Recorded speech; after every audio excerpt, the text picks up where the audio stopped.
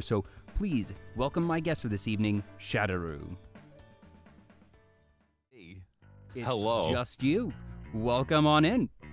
Oh, thank you. I feel welcome. I really appreciate it. Thank you for having me on. Oh, the pleasure is all mine, man. And we were talking just before we went live, and that you're actually making history tonight. Those who are tuning in probably cannot tell at a glance, but we know you are the first guest to appear on Vtuber Talk via VTube Studio. Yes. Yeah, the troubleshooting, the technology, we have it. We were able to make it work. Yes, indeed.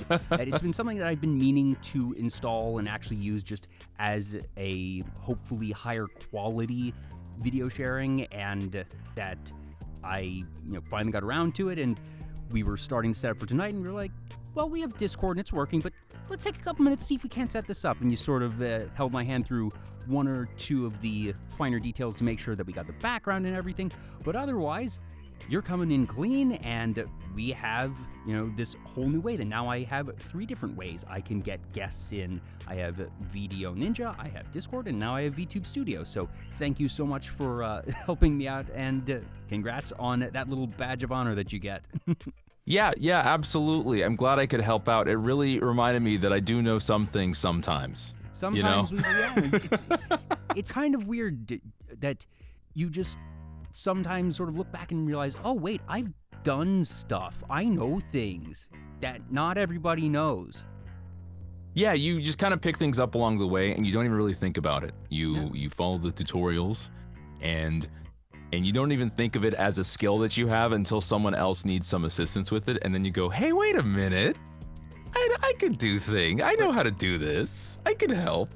It's a scary thing of just like, wait a minute, I'm qualified? Yeah, right?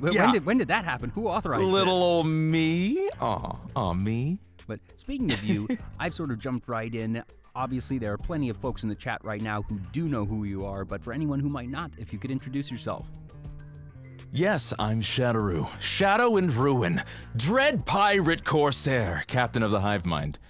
And we like to chill out and play some video games and goof and gunch around.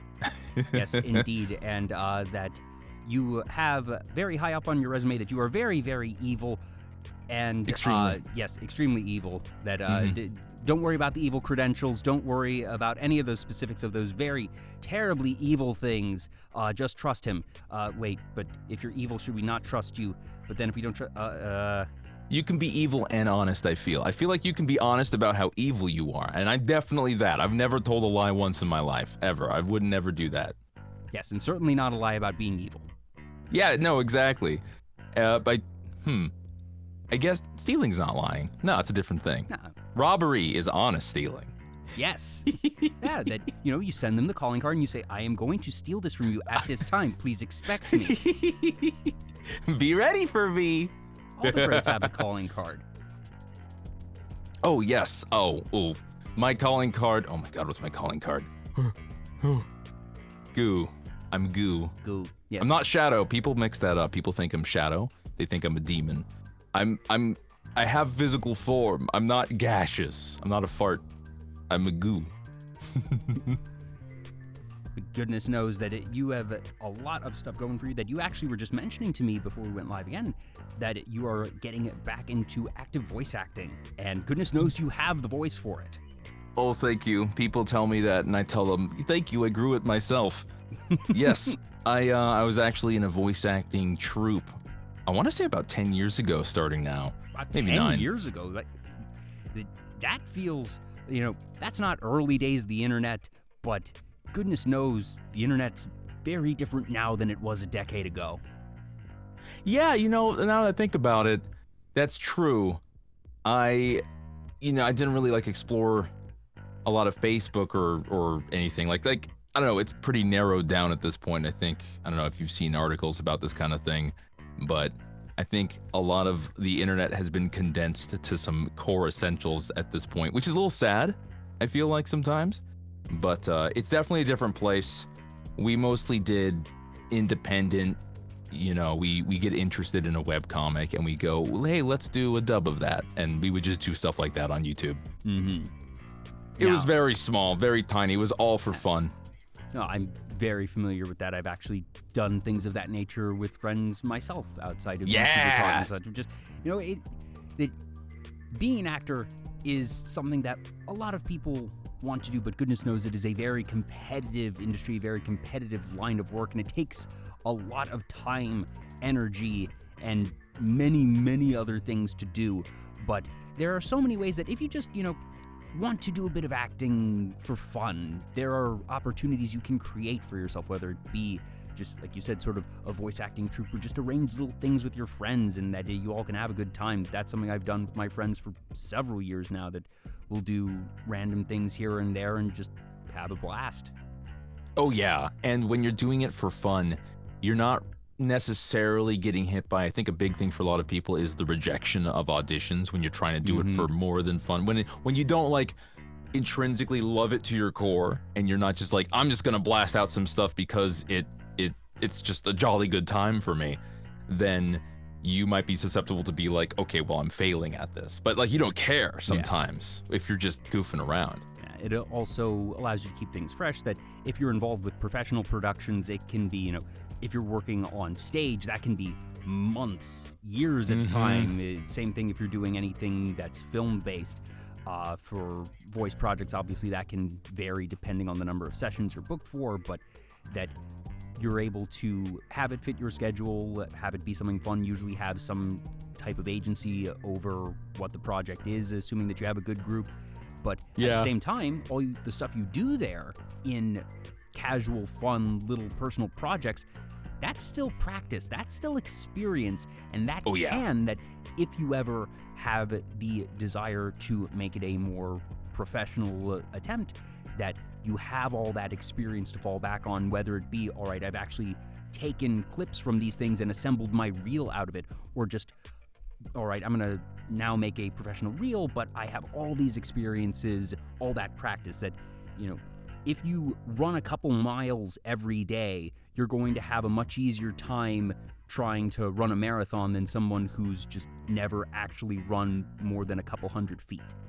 Yes, and there's also, the biggest thing for me, there was the confidence to really project your voice is one thing that you get from voice acting practice, and also one of the big reasons I started streaming was the ease of it, because I already had all the the audio equipment all the audio, to get started right away. I had it tucked away. Beautiful audio that right from the get-go, and that's one of the things that you're going to notice for any streamer. Doesn't matter if it's VTuber, Facecam, what have you, of is their audio passable, and that you don't need super fancy, expensive, high-tech microphones and filters and other accessories to be viable. You just need a baseline. I operated with a USB Yeti Nano for a year and a half, and it sounded pretty damn good if I do say so myself. But also, you can make it sound really good. But at the same time, if you've already got the fancy stuff, even better. And goodness knows, I tuned into your stream for the first time, and I think the first time we interacted was actually in VR chat, and I was like, he sounds very clean. And this is in VR chat where the audio is notoriously terrible. Yeah, and I have this running joke that I make. I goof on USB microphones, but the reason I goof on them is because of professional voice acting background, where it's very obvious. However, with streaming, it's fine. It's completely fine, and you can make them sound really good. Don't use a USB for a professional gig. That's a terrible idea. Don't do it. I feel really bad. I've gone to castingcallclub.com, whatever it's called, voice actor club, and sometimes I go through some of the auditions, and sometimes you got people who maybe don't have a lot of experience with acting. That's fine. They'll get there. But then there's some people who they just have the crunchiest audio. And I'm thinking to myself, oh man, why are you gotta get some better gear before you even attempt this. Please. Yeah. You're setting yourself up for disappointment at that point. Yeah, but like you said, that you already had that lying around, so it probably made it a lot easier. Is audio engineering in general something that you've ever had interest in, or did that sort of just come a bit more naturally with the interest in voice acting? Really, it was all for practical reasons. It was because I loved voice acting and I wanted to be...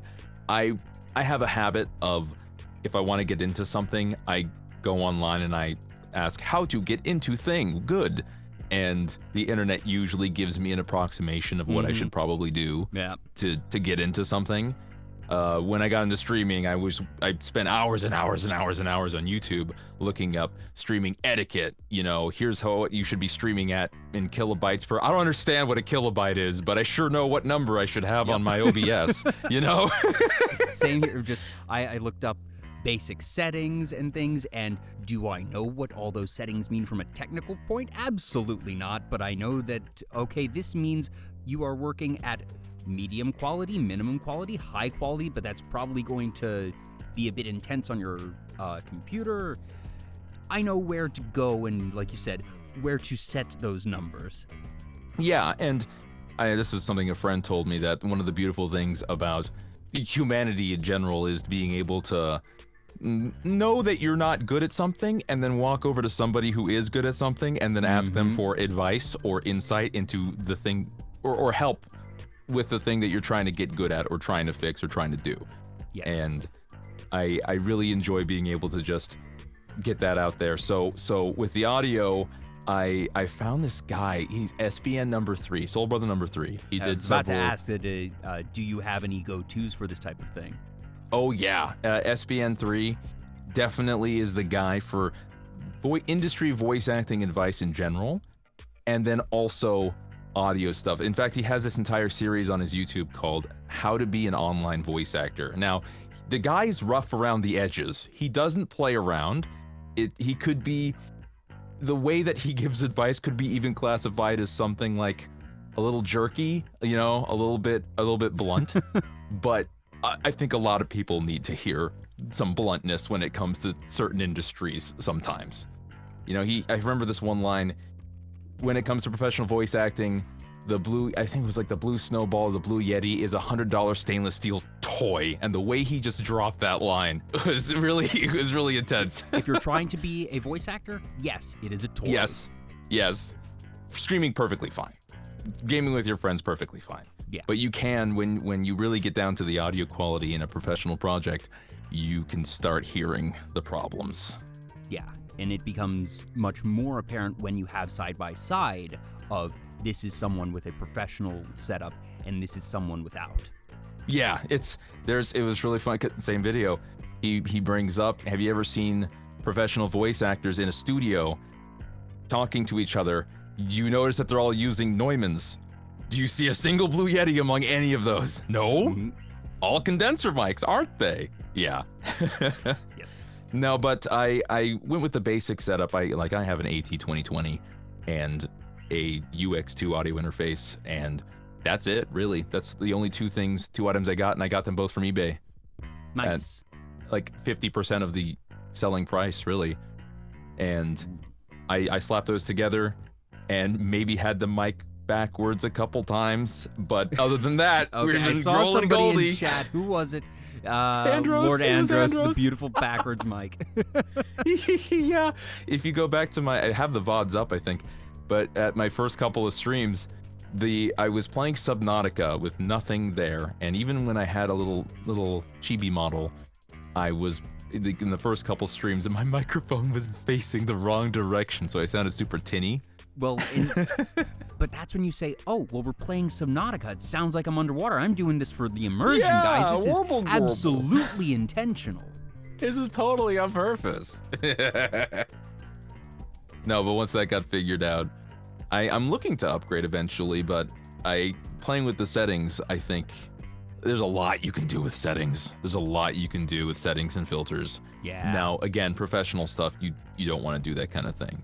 But I don't know if I want to dive too deep into the nitty and gritty of, you know, how to be an online voice actor. I just want to do more of it. I've been trying to audition more.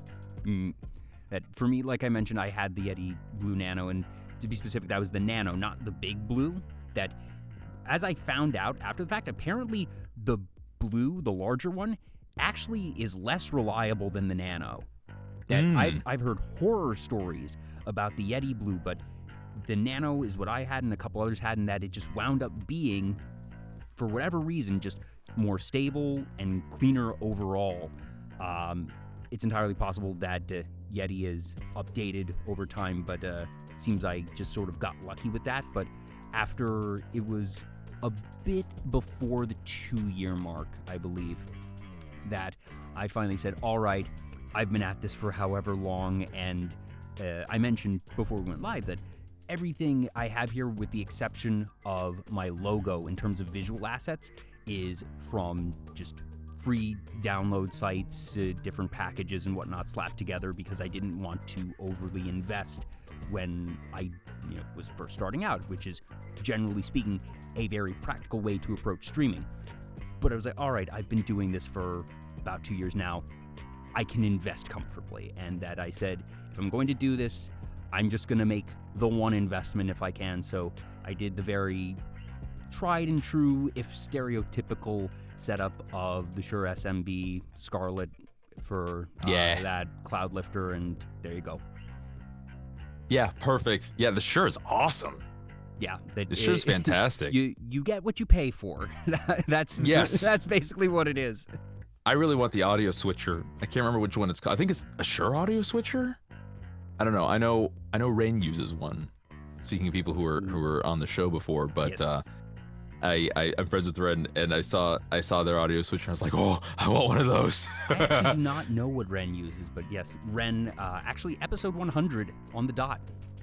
Yo! Oh yeah, I think I remember commenting on that when that interview was going out. I was like, yo, 100! Or maybe, I don't know. No, but I think that's important to do in many hobbies and professions where you are your own kind of boss and you're trying to hold yourself accountable and you got to keep budget in mind, is when you're getting into it, you need to understand that there are ways to do the thing that you want without splurging on some of the, I'm trying to find a good word for some of the accoutrements, some of the bits that are useful for it, but you don't necessarily need to get the $500 microphone when the $150 microphone will do. I feel this way about phones. I have like a $150 refurbished phone from 2022 that I got, and it works perfectly fine, as good as somebody's iPhone. I'm sure there's features I'm missing out on, but I don't really need them. And especially with streaming or any other career or profession or hobby where nothing is assured, it's important to remember that you got to find out if you like it first before you splurge on it, I think. Now, you got to find out that you're not going to be miserable in 6 months. Yes. Yeah, that you hear the horror stories of people who invest in these very, very fancy models and then quickly burn out or realize, oh, I don't like streaming. I don't really enjoy content creation, and they're out a lot of money. But I feel like that has become much more common knowledge nowadays. I feel like it was a much more common problem to see people fall into in the earlier days of VTubing. But fortunately, you hear people say what we are saying right now much more frequently. Oh, yeah. And I feel that the knowledge has certainly proliferated. Yeah, yes, definitely. It's not quite... I think it's still kind of a Wild West, but it's not quite as wild. I think a lot of folks have dropped off and figured out other things that they'd rather be doing. Good for them. I'm glad that they're not miserable. Yes. I'm sad that it cost them an arm and a leg to learn the lesson, but I'm glad. I'm always happy whenever anyone's able to break out of kind of like an internal cycle, and be able to move on. I always advocate for trying new things. Yes. Because you never know if you're going to like something new better than what you're currently doing. Yeah, very much so. And I agree with multiple things you said there, including that we are still in the Wild West. And I have used that exact term multiple times on this very show, that I have said it feels like VTubing has been around for forever. That obviously, if you want to get technical, the beginning of VTubing, Keys and I, somewhere around 2016, I consider the true dawn of VTubing to be in 2019, around the time that you have it becoming more publicly accessible, that you don't need a $10,000 setup for tracking, and just rigs were becoming either just that you could get basic ones, VTube Studio coming out and all that. That 2019 is really when it became something that an individual could do without the backing of a company. And then we had the big boom that I consider the big catalyst event to be the debut of Holo Myth. Obviously, VTubing had been and would have grown without it, but I think it's not unreasonable to say that was a catalyst event, and that we've seen and are still seeing so many people becoming VTubers every day, every week. We're seeing face cam streamers, other content creators adopt VTubing, some as a full-time shift, some, all right, they're just going to get a model and they'll use it every so often. And I think actually that's where the big boom is going to come in the future, when more content creators realize you don't need to use your model every day. And that it can just be a tool in your tool belt. Because once they recognize that so many people think, oh, if I'm a VTuber, that's all I am. When they realize it can be a costume that they can toggle and that they can use on certain videos or certain streams when they don't want to, put on makeup, or because they have a bit that they want to ignore the laws of physics for that day. Yeah. That suddenly you will have 100 times as many VTubers out there as soon as they realize that. And I think it's going to happen within the next 5 years.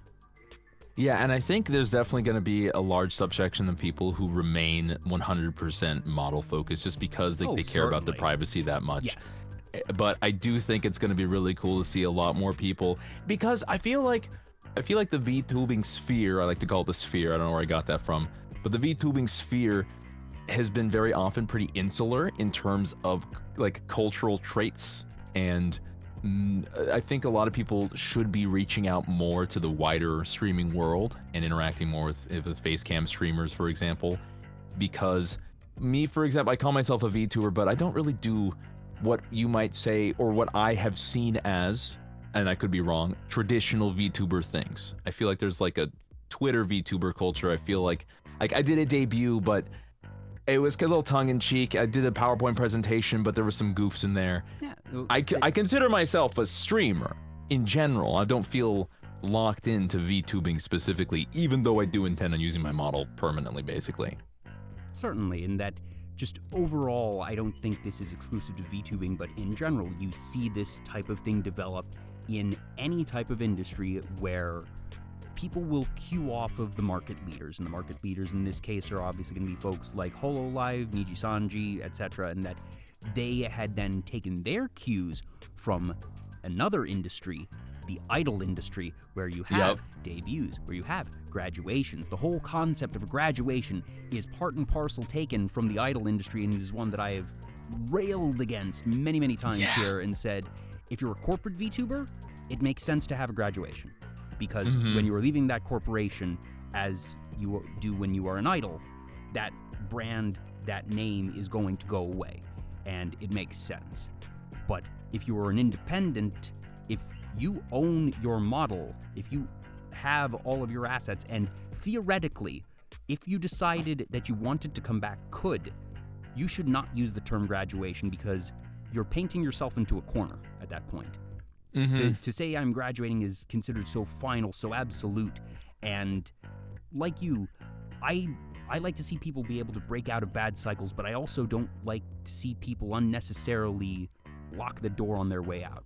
Yeah, you don't have to necessarily burn that bridge, but at the same time, I think graduation is starting to lose all meaning, because... And I think that's good. I think that's good too. This is better for that exact reason. I love the term indefinite hiatus. That if you do not foresee any reason to come back, indefinite hiatus, but just in case, 5 years down the line of just, maybe I do miss it, maybe I want to try it again. It's a lot more difficult to come back after saying graduation just because of the connotation of that term. But indefinite hiatus, it says, don't expect me to come back. I'm probably not, but it leaves the door unlocked, just in case. You don't have to use the language. But again, I think that language is degrading entirely, because people are saying it and then they're coming back, which is fine, which is great. I'm glad that they're having fun.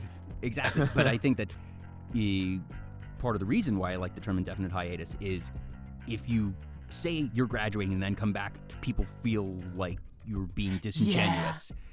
And that's the exact reason. It feels like there was an emotional moment. There was a finality. There was an implied finality there. Yes. And then when you come back, it's like, I felt all those feelings for nothing then. And that's exactly Yeah, But and there's some indefinite annoyance hiatus I feel. It doesn't just, it's that small, subtle difference in the connotation.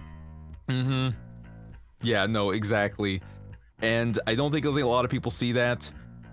I you know, and I don't blame anybody because Yeah. it's that cultural bit. It's that pervasive traditional Yeah, and that's thing. some folks, at least in the past, have seen others and thought, okay, well, this is what I am supposed to do.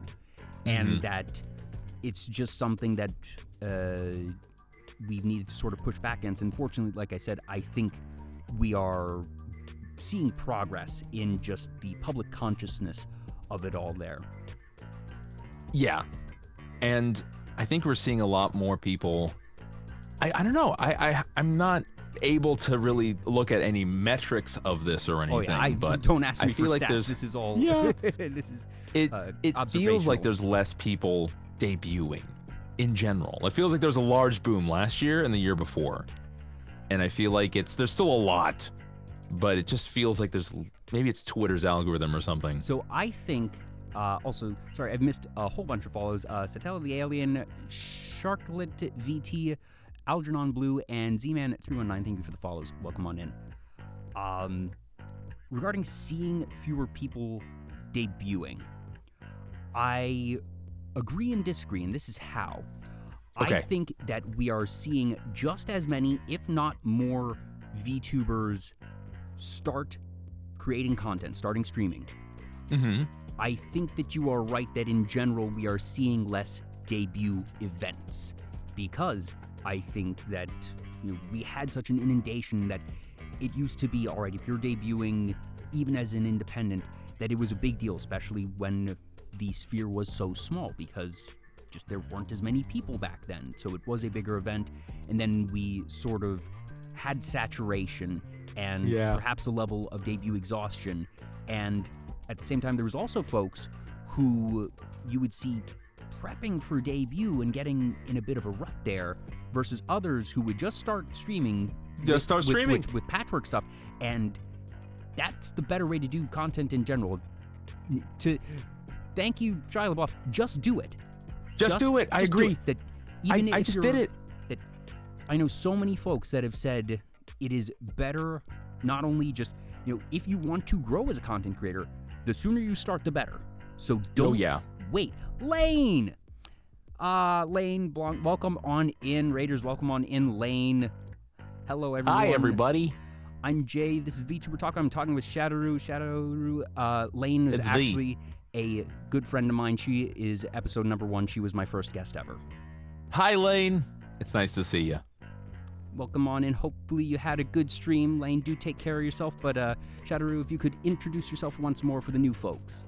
Hello, everybody. I'm Shaderu, Shadow and Ruin, Dread Pirate Corsair, Captain of the pirate ship the Hive Mind. Hello.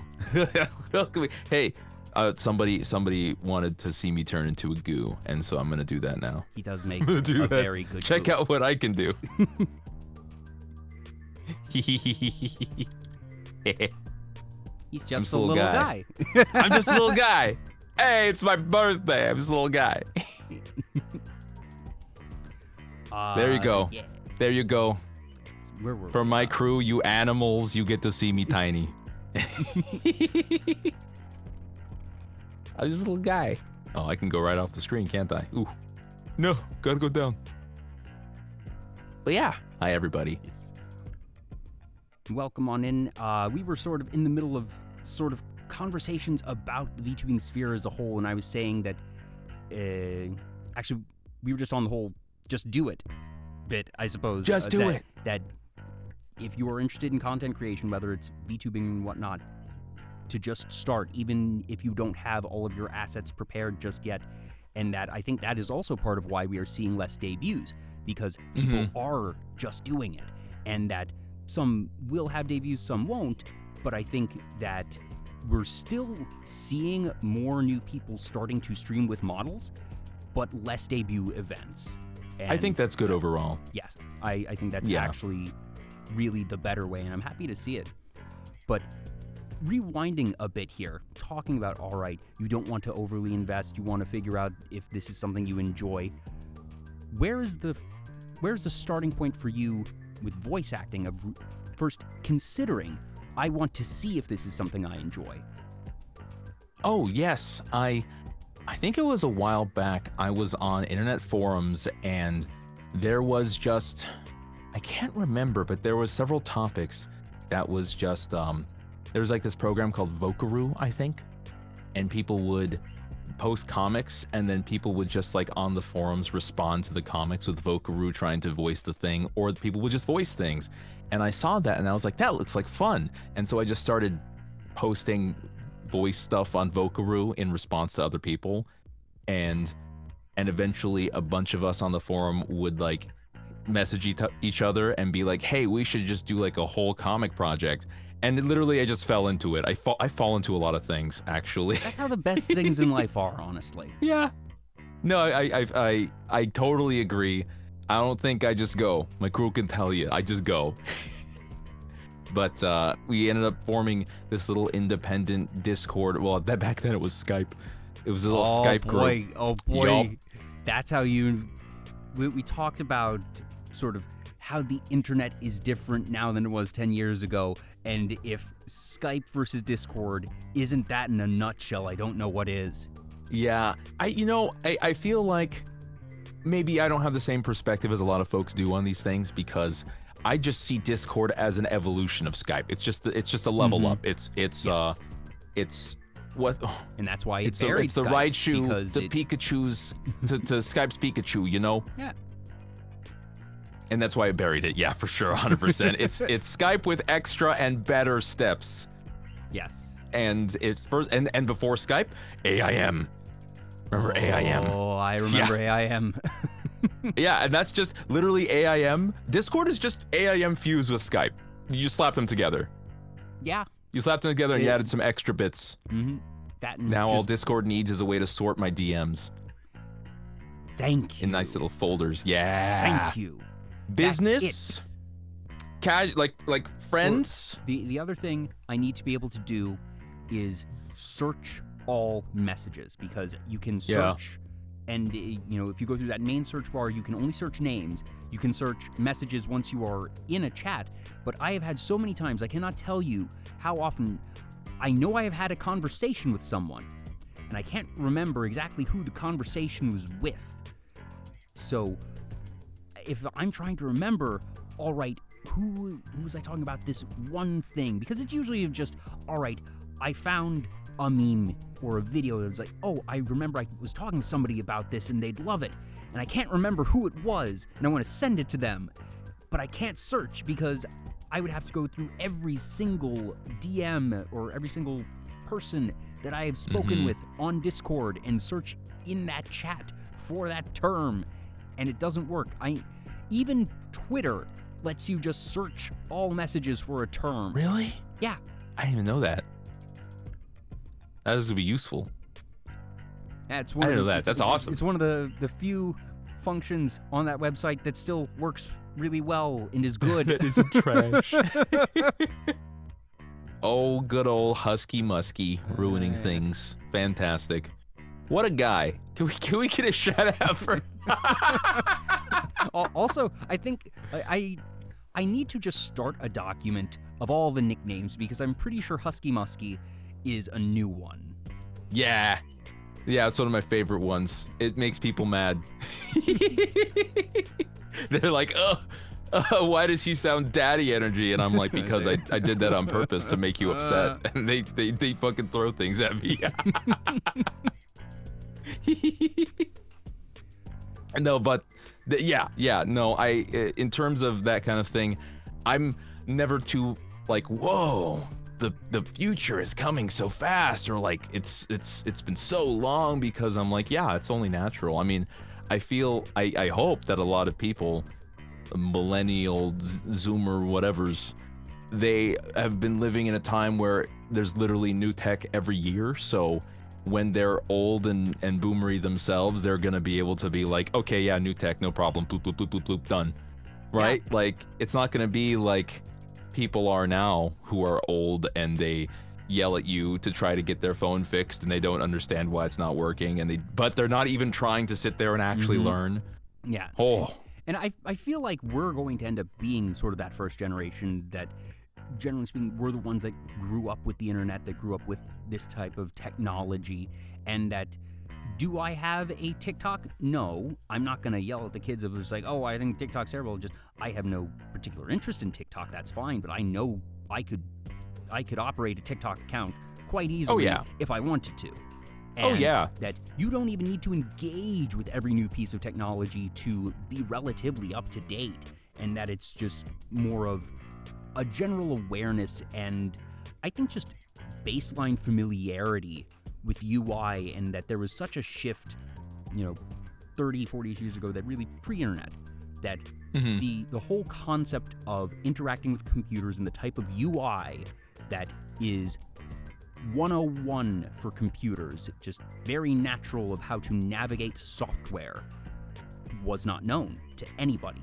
And while frankly I feel computer UI is built to be intuitive, I will respect a certain degree of just logical disconnect, perhaps. But that since we have grown up with this of just, I can't remember the last time that I installed a piece of software and outright had no idea where to start. That sometimes, we were working with VTube Studio earlier, and I was like, where's the button I'm looking for? I'm sure it's here, and I'm sure I'm being stupid, and that it was the return button was not what I anticipated to have to hit on that particular screen. But as soon as you pointed it, I was like, oh, duh, how'd I miss that one? But otherwise... Oh, yeah, well, I mean, honestly, VTube Studio's got kind of like a weird UI. Like, it's just a little different. I would have named that return button back, because, you see back, you go, okay, it goes back, done. But it was return, and it was blue. Yeah, no, what caught me off guard was that I considered what I was on to be not a full-on menu screen, that there's certain menus in VTube Studio, like if you double-click on the main screen, that'll bring up all the stuff, but you're still on the main screen. Oh, yeah, and if you click off of it, you'll go back to the main. Yeah, it's kind of like how on Twitter, if you open up an image and you click to the left of the image, you'll go back to the main page, no problem. You don't have to hit back to do it. Yes. And so seeing that on the main screen, but then not on this other one, I was clicking around, I was like, why is the thing not closing? Why am I not able to actually see things? I wasn't looking for a return button, a back button, a close menu button, because the other menu didn't have such a button. So that's kind of design inconsistency, but I've seen enough software development to be very sympathetic to design inconsistencies, so nothing personal to VTube Studio. No, not at all. But you know what's really messed up? You know what's really goofy? It's that the internet is so big, and there's so many things happening all at once that you can't possibly catch them all. Oh, goodness, so when you don't know a meme, that's currently popular for this week, then people will be like, Boomer, you're old! Or if you reference something that you saw 10 years ago because you like it and you thought it was funny, they're like, it's like, it'll happen to you. It'll happen to you. You're next. 10 years from now, you're gonna reference a meme you think is funny today, and people are gonna be like, Boomer, you're old. the Fortnite song, that Fortnite song that was everywhere, that everybody knows like back of their hand right now, that even if Fortnite is still around a decade from now, which it very well might be, that to Epic's credit, they have built quite the ecosystem over there. But I'm telling you, that, we're about to get down, just wiped out Tomato Town, that song is going to be considered that's going to be the deep lore meme of Fortnite, just Chug Jug as a whole. If you remember that in 10 years, because I think Fortnite will be around to see it, that everyone who's picked up Fortnite in the past 8 years at that point will look back and say, Boomer to you, so it'll happen. It will. You're next. You're all next. There is no escape from the passage of time. I didn't know Burger King foot lettuce, number 15, Burger King foot lettuce. I didn't know that. I didn't know who Chills was. I missed that one. I was too busy laughing at goats craving the fucking minerals or whatever. Okay? I don't know. There's so many things. It's fucked up. It's fucked up. But at the same time, that I very much see memes as the new greeting card. That I don't go to a greeting card store and like buy something and mail it to a friend. But anytime I see something funny that I think a friend will like it, if I know they enjoy a certain game or franchise or show or something, and I see a meme about it, then I'm gonna send it to them, and that's I'm thinking of you. And that's beautiful. Yeah. And it's a beautiful thing. Sharing memes with your friends. It's a sign of love. Yeah. That is my love language. Sharing memes love with language. Here, I'm going to send a meme to you. This is my favorite one to send people. Oh boy, I'm excited. This is my favorite one. It's so chill. ¿Quieres? One moment. I'm going to put this in OBS so everyone can see this. ¿Quieres? Oh, perfect. There we go. So many people I know will be like, yeah, he sent that to me first thing. It's not Shadow Flow? No, it's not Shadow Flow. Dracula Flow is a relatively recent meme for me. There we go. Yeah! I'll send that to people. That's fantastic. It's a sign of love.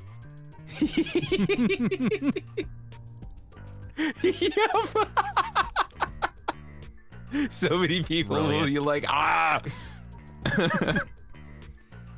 You and I were actually talking earlier in the week, and you had a very interesting observation about the power of memes in that you feel it... I'm trying to find the right word, that it helped uplift the Star Wars prequels. Oh, yeah. Yeah, if you go back, so many people, after the sequels came out and were done, they feel like the prequels were vindicated. They look back with some fondness, with some nostalgia at the prequels, and they go, you know what? We gave the prequels too hard of a time. The prequels aren't so bad. And they are all dead wrong. They're all wrong. They're all deadly wrong because those are the most bone-dry movies that you could possibly go watch, like in many, many ways. Jar Jar Binks is the only one saving the first movie, The Phantom Menace. And I think a lot of people think the movies are funny because of the memes that propagate on the internet. You know, I Have the High Ground, classic, excellent, perfect. Hayden Christensen at that point in time was not a very good actor. Now, you know what? I can say that. I will agree with you there, but also, I don't think George Lucas is a very good director, because Liam Neeson also didn't These are not mutually exclusive things, my friend. Yeah, they're not mutually exclusive. If you are squandering Liam flippin' Neeson, he had done plenty of good dramatic roles before Taken, I assure you. He was doing his best. He was doing his best, but he didn't have a lot to work with. The script is not good. Yeah. But I think a lot of people have a great time making fun of the movies, and at some point, with how disappointing the sequel series was, they got it warped in their heads that the fun they had making fun of the movies was the fun they had watching the movies, and I don't think that's true. No, that I'm very much a sequel apologist in that I don't think they were that bad. I will admit that they have some very deep flaws, don't get me wrong. Mm-hmm. I think that they are far and away objectively the better films, and not just in a technical sense, than what you had in the prequels. Yeah, I mean, The Rise of Skywalker, I can write an essay on that, but honestly, everyone gives Rian Johnson a really hard time for the second movie, and in some ways it's deserved, but I also I think it's fine. I think it needed some things cut, but that's like it. Likewise, J.J. Abrams was sort of left in a very difficult position where he had done the first and not the second installment, and then had to bring something home that he didn't initially set out expecting to write at all, because they were supposed to have a different writer for each of the 3 films. So he hadn't even planned that. He was like, all right, I'm going to set you up. And to be fair, he kind of gave them just a pretty wide open field to work with. Mm-hmm. And that he did not anticipate, he did not plan to have to write the finale, and then finds himself having to write the finale when he didn't have the second act of it. And again, there were plenty of things that could have been done better, I am sure. But I feel like nobody really won with the sequel trilogy. And I don't think so. Kind of sad. I'm not really sure how movies are made, so from my relatively uninformed position, I tend to suspect that there was a lot of studio interference in terms of, look at what people are saying on Twitter, just make the fans happy. And I imagine the scenario where J.J. Abrams is getting just assailed by this in the office every day, and he finally says, fuck it, I don't care anymore, slap Palpatine in there, the fans will be happy. Because they'll get to see the nostalgia thing. They'll get the point and go, oh, yep. Palpatine's back, look at that! And he just threw everybody a bone, and he just wrapped it up as best as he thought he could. And you know what? I don't blame anybody that was part of the projects, really. I don't think anyone was wrong. I think everyone lost, though. But the acting at least was good. Oh, yeah. The performances, I think you can very easily say were just objectively better than what you got in the prequel trilogy. Oh, yes. Oh, yes. Very good. I think there's a lot of things that were good about the sequels, and I was talking to a friend about this, where I get very upset about things that I actually really like, because I see the potential that was wasted, and it bothers me. You know? Mm-hmm. It bothers me that the potential was wasted. And I don't really get heated. I'm not even really getting heated. I'm just annoyed about things that I'm just like, whatever. It's usually things that I really like. I make this point about John Wick, about Legend of Korra, Avatar. That's a good example for me. And then Star Wars, of course. Yeah, and that's just passion, and that obviously there is a line that is crossed that you see a lot on the internet where passion becomes just toxicity and vitriol and completely unproductive. But I think that it is perfectly fine, healthy, and stimulating conversation of just like, okay, here's sort of the critical analysis, and that we can say, as we have been, we have some big problems with how it was. We think it was not as good as it could have been.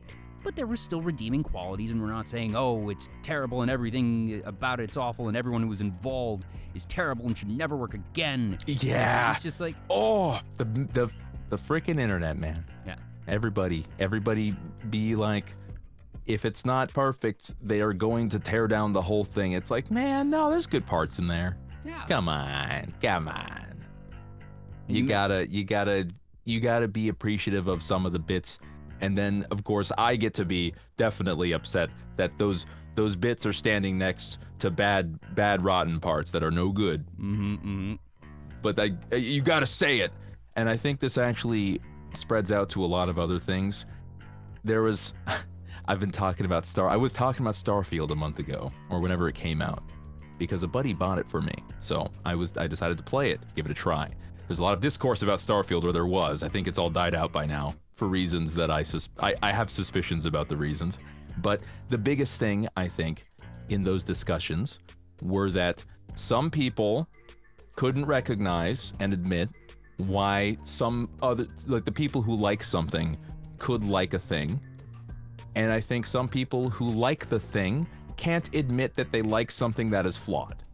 If they like something, it becomes part of their identity sometimes. And I think that's really risky in terms of, I think it's just risky. I think it's you're gonna get attacked for that, and you're gonna take it personally. Yeah, they just like things, enjoy things, embrace things. That's wonderful. But I suppose enjoy things, but like you said, don't make it your identity. Yeah. Enjoy things, do not become things, for lack of a better term. Yes, exactly. I like games that are bad. Some games are bad, and I like them anyway. Lords of the Fallen is not getting rave reviews from a lot of people, and yet I think swords are cool. So I'm gonna play it, and I'm gonna enjoy it anyway. But I say that it's not good, or it's not great. There's parts of it I like, and I'm willing to deal with the parts that a lot of people don't like, because it just appeals to me.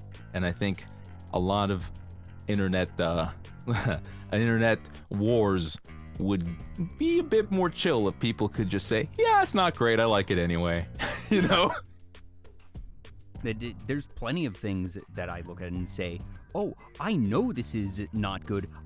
Sometimes I will even look at something and say, oh, I know this is just actually hot garbage, objectively bad, but it's so quaint. I love it. Yeah. I know that it's bad. I accept that it's bad, but I love it. For me, when I like something, but it's not great, it's usually because I see the artist's passion on display. Like, they were able to really put themselves into it, and you can see that it really came from a sincere place, right? Mm-hmm. And it's not just like corporate, bland. I mean, as AI becomes more prevalent, I'm gonna start saying almost AI generated. Oh man, it's gonna be unfortunate when more of that becomes more relevant. But it's literally, it's like AI generated. It feels like it was made by committee, some media out there. And when I'm mad about something like that, I'm mad about something like that.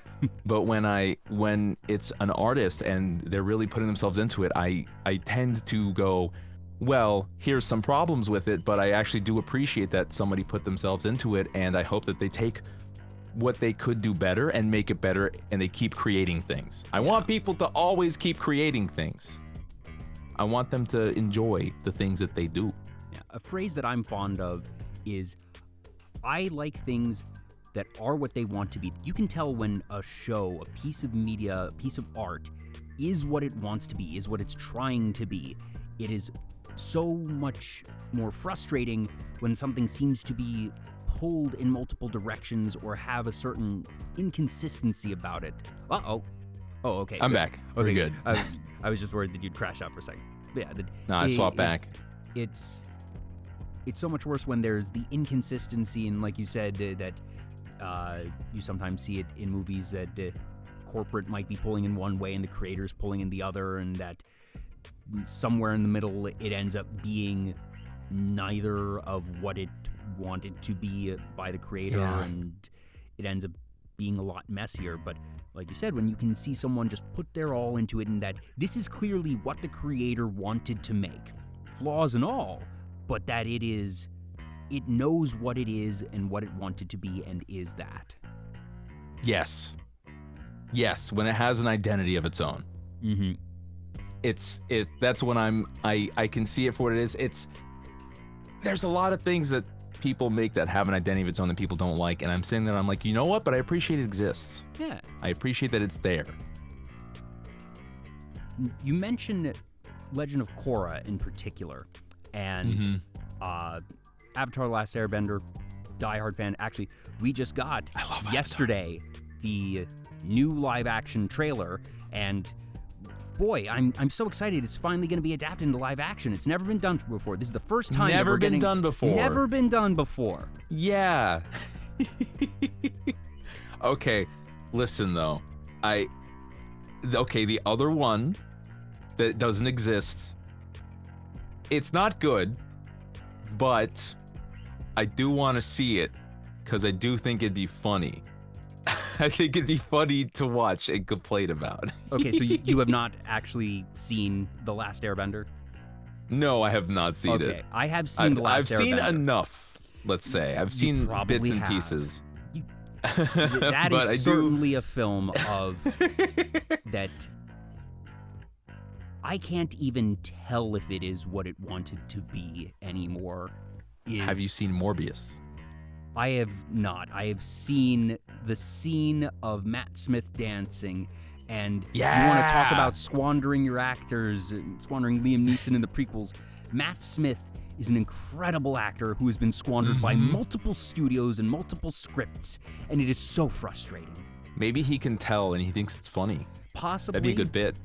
But just like, he knows, he's like, this is going to be bad. I love it. Well, I think also part of it is he's being given big name scripts and studios and roles that he got to be Skynet in Terminator. You look at that on paper and say, as an actor, I should probably take this role. This is a really good role. This is a really big franchise.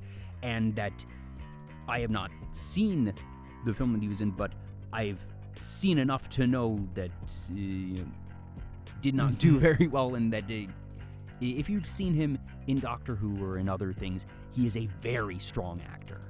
And a la Liam Neeson in the prequels, it's frustrating to see somebody's potential underutilized or just completely squandered by whether it be the script, the director, or both. Yes, and that's something you kind of like see even in private endeavors. Sometimes you see potential that is kind of squandered. I think it's unfortunate because directors are very clearly passionate, especially when it comes to independent projects. And you can tell that they're trying to put their all into it, but they're really dropping the ball in many cases, because I tend to think of actors and honestly any talent, I tend to be more forgiving to them and a bit more critical of the directors, because it's the director's job. Yeah, that's to their direct. job. That's yes. Mm-hmm. So every time I see what could ostensibly be seen as bad acting or bad voice directing or anything like that, I think to myself, well, why didn't the director ask for 5 more takes and then direct them to what the director wanted that was good, right? Yeah. I think of that every time. It's almost there's no bad actor situation. There is, I'm sure.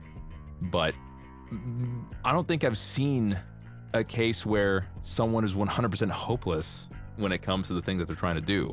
But also in that case, usually they don't have direction. In that case, I would also be more likely to begrudge the casting director. Mm-hmm. That too. Somebody had to approve this, assuming that we're talking professionally made film that doesn't matter if it's AAA Hollywood level, that with very, very few exceptions in the film industry, assuming that you aren't a very, very established actor who is probably established because you are good at your craft, someone had to say, yes, this is the person we want for that role. Yes. Yeah, you got to look at that. And I feel like you got to have the right people making the decisions to make the right decisions, right? Like, you got to have people who care about the project and want, and it's really hard when you have many people on a project.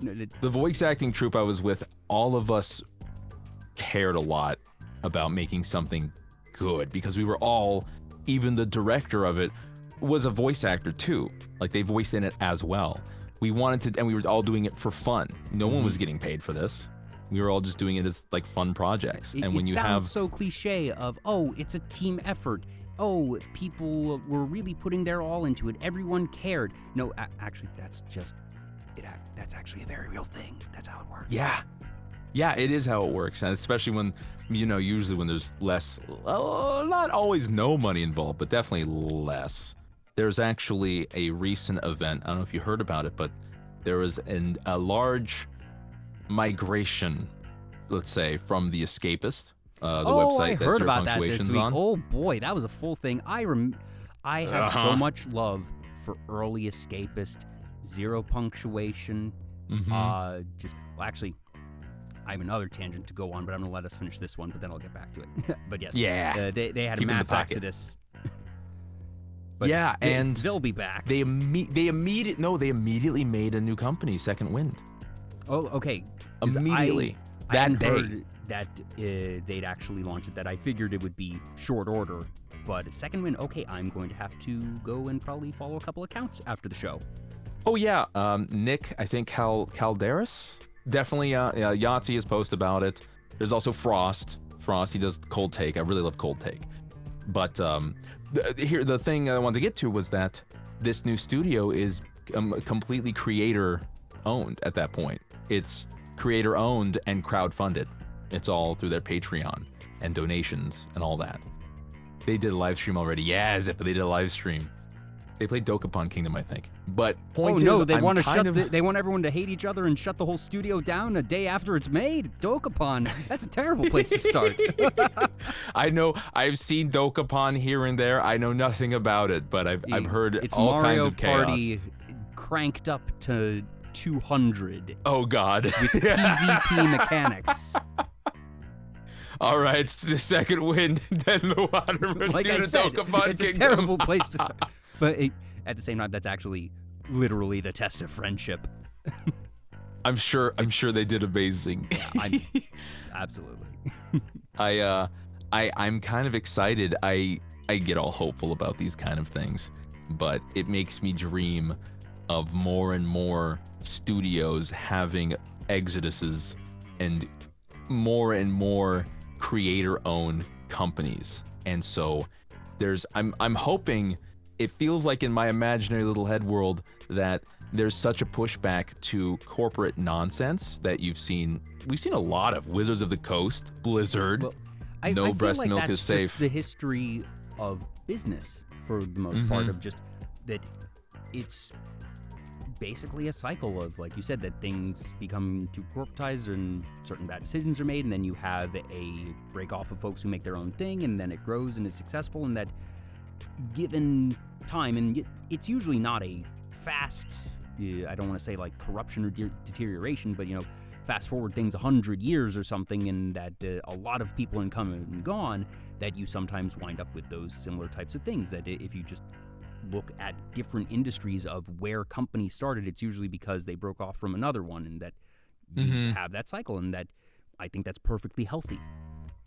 I think it's perfectly healthy too. I'm glad that, I'm hoping that we're in one of the cycles where everyone is fed up and they start moving off and making their own thing, because I just think it's gonna end up with better content for everybody, and also better lives for the people who are making the content, ideally. Unfortunately, there's never been a better time in terms of tech and accessibility, that, like we were talking about just for VTubing, that if you want to be a VTuber, if you want to be a content creator, you don't need a studio, you don't need an agency behind you. If you want to be making content, rewind even 100 years, 1920s, if you aren't with a major broadcast corporation, you're going to reach no farther than your local park and whoever you can get to be there at the same place at the same time to see your little performance. Broadcast, not a chance. But now anybody can make a Twitch account or insert streaming platform here, and that in theory you could have hundreds of thousands of people watching you instantly, that you have access to that audience, which literally was not possible until the dawn of the internet, dawn of streaming as we have it now. And that even 10-15 years ago, you would have needed a very big corporate level computer to have something that could run a professional looking streaming program, and even then the audience of just viewers having the technology to watch you was less. But now anybody can be huge overnight, and obviously that comes with certain hazards, but this is indeed a creator's market. Absolutely. It makes me think of a farmer's market. There's nothing stopping you from selling some tomatoes that you grew. It's just being able to, like, people can walk by and they say, oh, look, fresh plump tomatoes. Maybe I'm hungry, I don't know, but but I think it's really awesome that people are just able to do it. I think that it does come with some hazards. I think people, it's important to be able to keep the lights on, and sometimes, like we were talking about before, spending too much money or diving too much into things, it's really rough, and then people get a really cold wake-up call later on, and sooner than they think in some cases. But the fact that they have the freedom to do that is amazing. It's excellent. I'd much rather things be in the state they are now, with the potential hazards and all, than the potential not exist. Yes, absolutely. But it's important for, I think, a lot of people. Oh, yeah.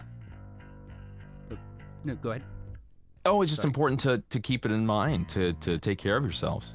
Rewinding a bit, so you mentioned Avatar, and you mentioned Korra in particular.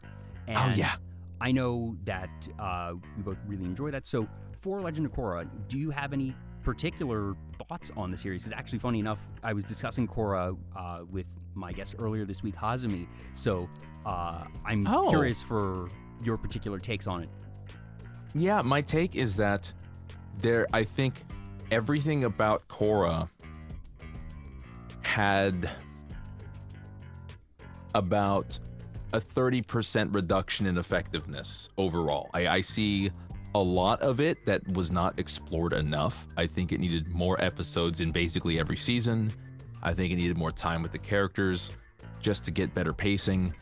And the stuff that they chose to do instead of taking that time was baffling to me in many cases. It got better as the seasons went on. I know the first season had a lot of roadblocks to it, but I tend to try and critique work based off of what I get on my plate at the end of the day, and not necessarily what the conditions were in the kitchen. Yeah. And I think the first season was just way too fast, and it wasted too much time with stuff that didn't feel like it mattered. And it all just wraps up in general of, I just feel like there's a lot of potential there and they didn't explore enough of it. And it hurts me. It hurts me because I loved the character and I love the characters.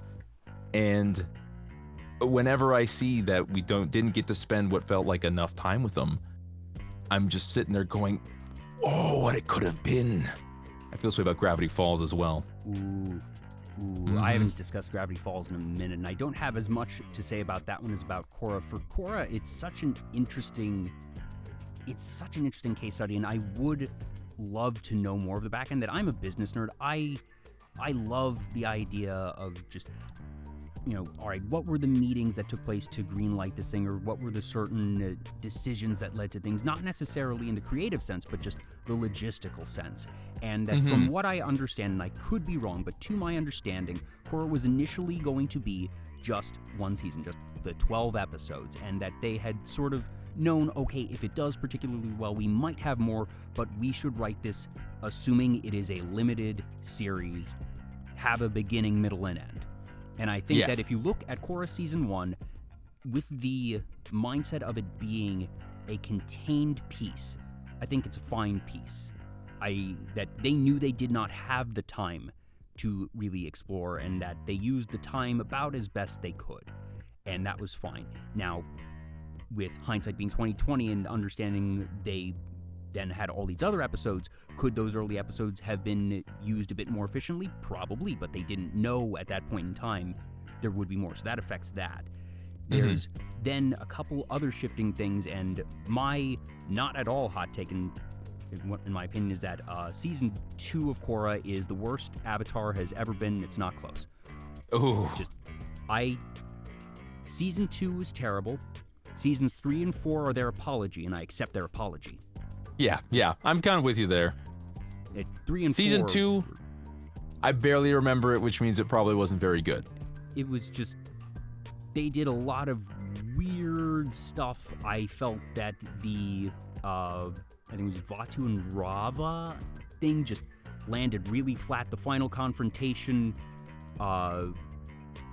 went really randomly, and there were certain things that made no sense in universe to me. But then Seasons 3 and 4 were so good. But then Seasons 3 and 4 had the issue of they got shifted to online only and without much marketing. But I also have... This is my mini conspiracy theory. I think that it was taken off the air and put online not because it was getting poor ratings. I could believe that, all right, they put it into maybe a poor time slot, didn't have the marketing, and that they moved it online that reason. I think it was because the show was getting too intense for broadcast. Because they wanted to deal with some adult themes. And that they just sort of said, okay, we won't stop you, but we're not comfortable putting this on broadcast when there's younger folks. And usually I would sort of balk and say, oh, come on, kids can see things. Without going into spoilers, the very first episode that was online only had an on-screen asphyxiation. And I will agree that's probably not a good thing to have on Nickelodeon, even if you're broadcasting at like 8 p.m. That's still way too intense for a 6-7-year-old to potentially see. At that point, you're TV 14 pretty comfortably. Yeah.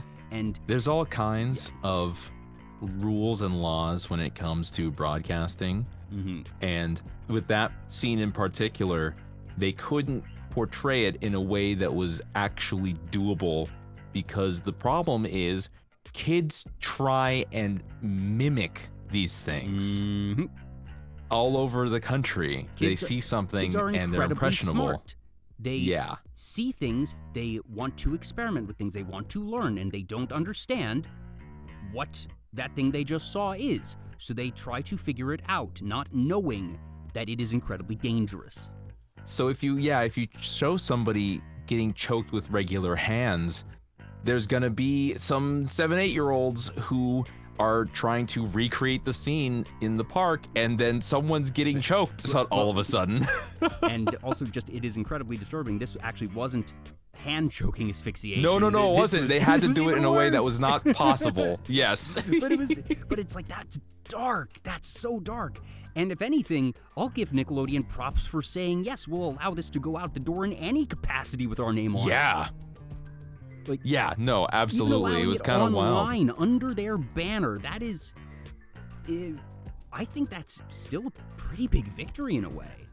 I'm remembering a lot of those moments that were dark or sad or anything like that, and you would have the little pop-up for like, up next, SpongeBob, and it was just SpongeBob laughing as someone was dying, and it was so funny. I've seen edits. I don't think that ever happened one for one, but I've seen edits with that exact thing, and they're really good. Oh, really? Okay, I totally bought it then. But if it never happened. I could believe it happened. I just feel like it seems a bit too perfect, but who knows? Weirder things have happened, certainly. Oh yeah, for sure. But yeah, overall I think my net positive experience with Korra, and honestly, I tend to enjoy a lot of the things I watch, even if I complain a little bit. I can get a bit nitpicky, but not in a way where, not in like a CinemaSins kind of way, I guess I could say. No, I honestly, the folks at CinemaSins don't dislike things to the degree that they are pointing it out. Their whole thing, it's satire of criticism at that point of let it nitpick every little thing to the point of oblivion, and that's their shtick. And the sky's too blue, ding. Yeah. I don't like that, the shade of blue, right? We have a slight inconsistency in this shot from the scene 12 minutes ago. Ding.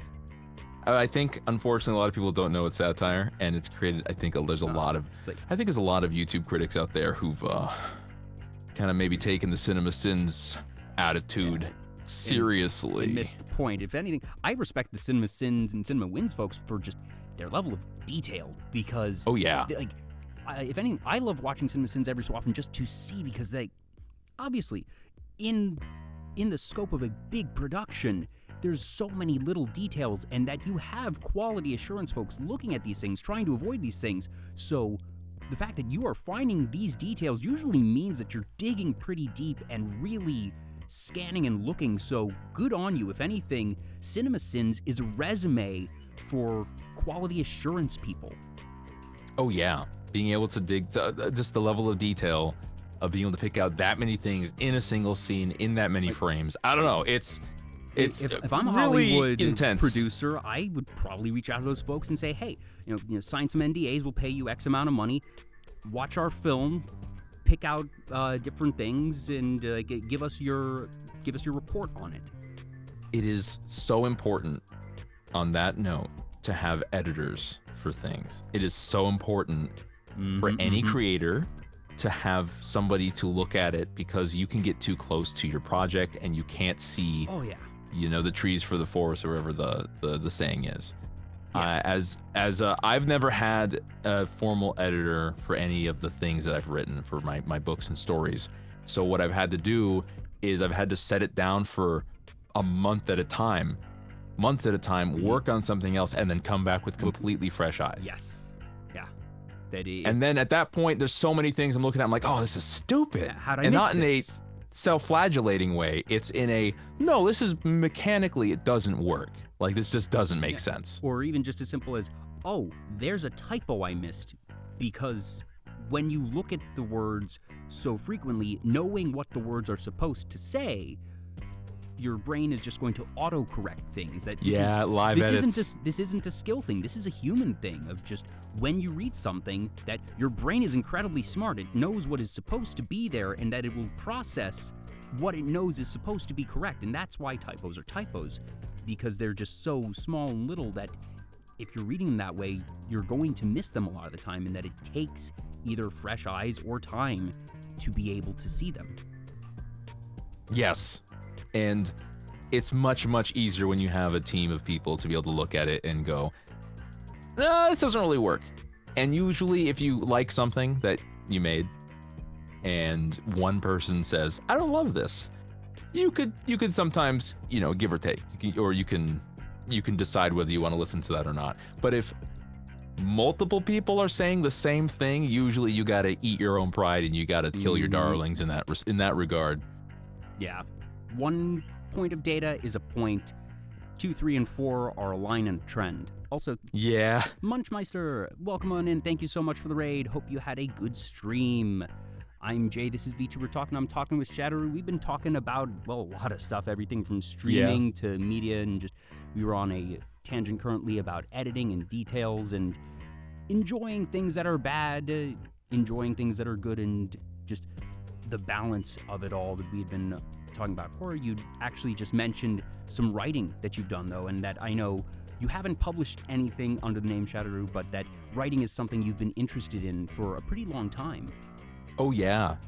There was a long while back where I was essentially making a decision. I was in community college, I believe, and I had come to the realization that I just loved writing, and that's what I was going to do, even if I ended up in a garbage can, like writing like on a little shitty laptop by the light of a candle in a dumpster.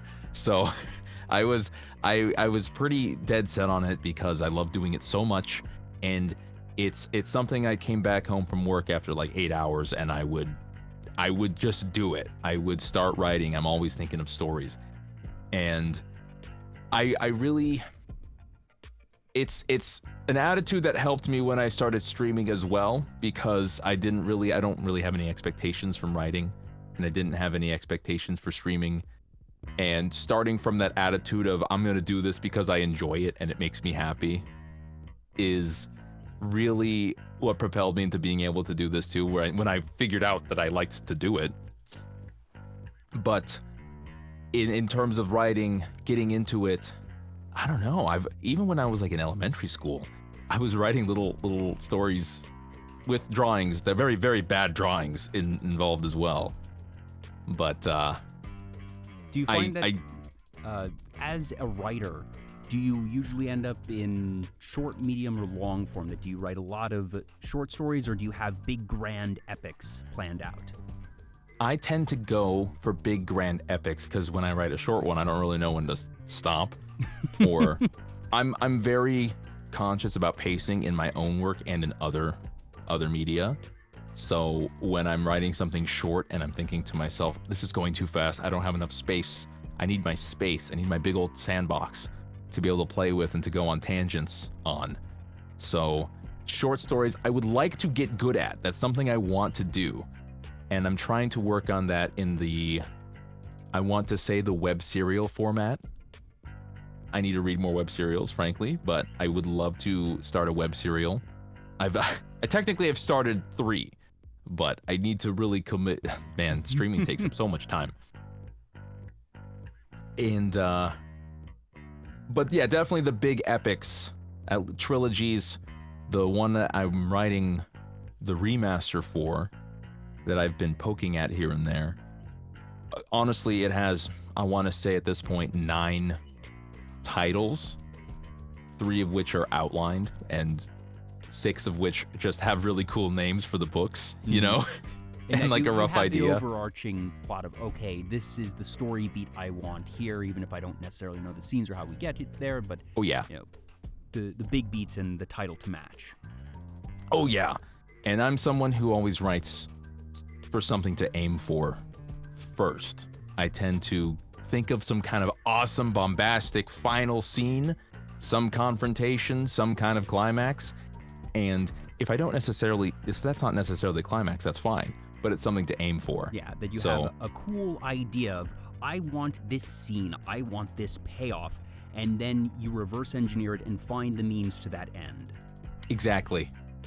And I don't necessarily have to land exactly on it, and it can change, but yes, I like to reverse engineer for sure. Picking a mountaintop and then finding out how to climb to it. Yeah, That I know some writers just sort of start and they see where the story takes them, and I can respect and conceptually understand that approach to writing. I will say that in creative endeavors, I'm very much like you, where I formulate an idea of, be it a moment, just like we were saying, some sort of outcome, and then the reverse engineering process. So I very much identify with that. Yeah, I don't know. It's just everyone has a different process. There is I think, what was it? It's architects versus gardeners, and you can be kind of a mix of both.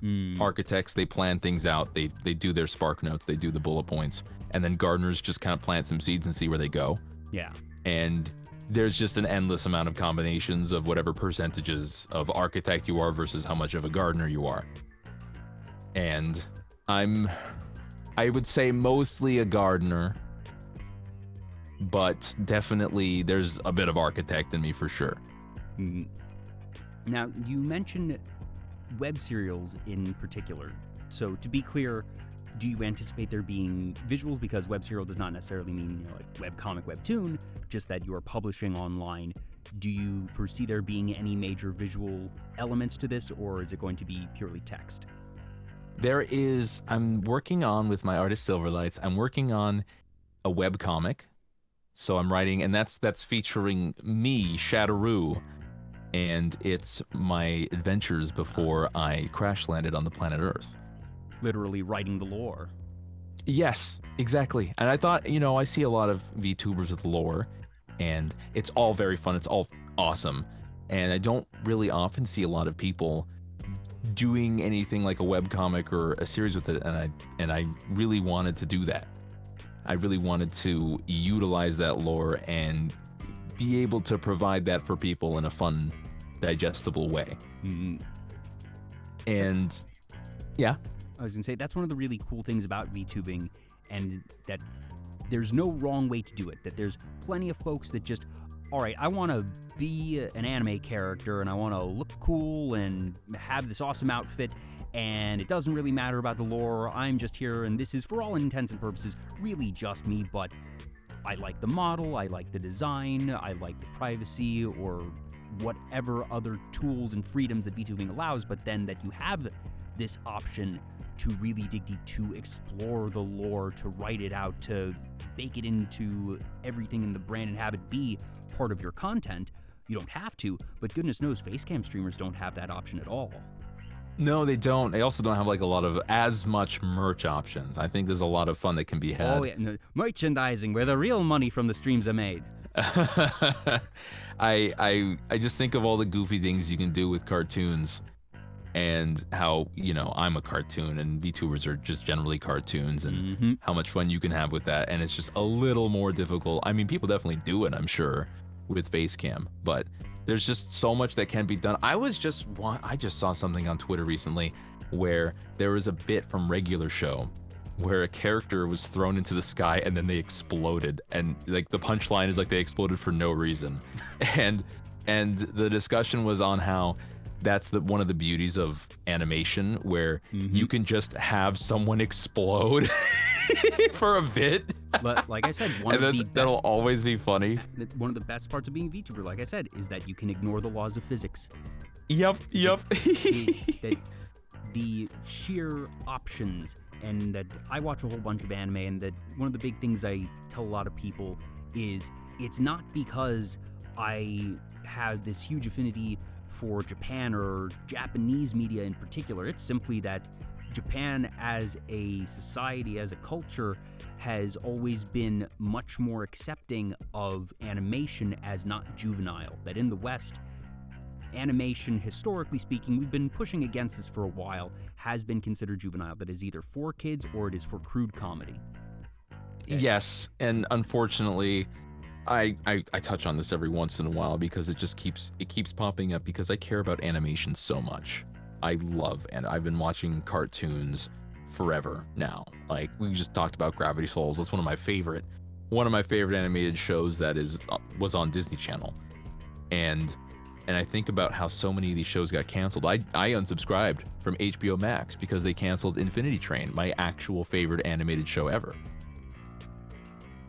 it's just really unfortunate that so many people see animation as just like, this is a way to sell toys to kids and nothing else.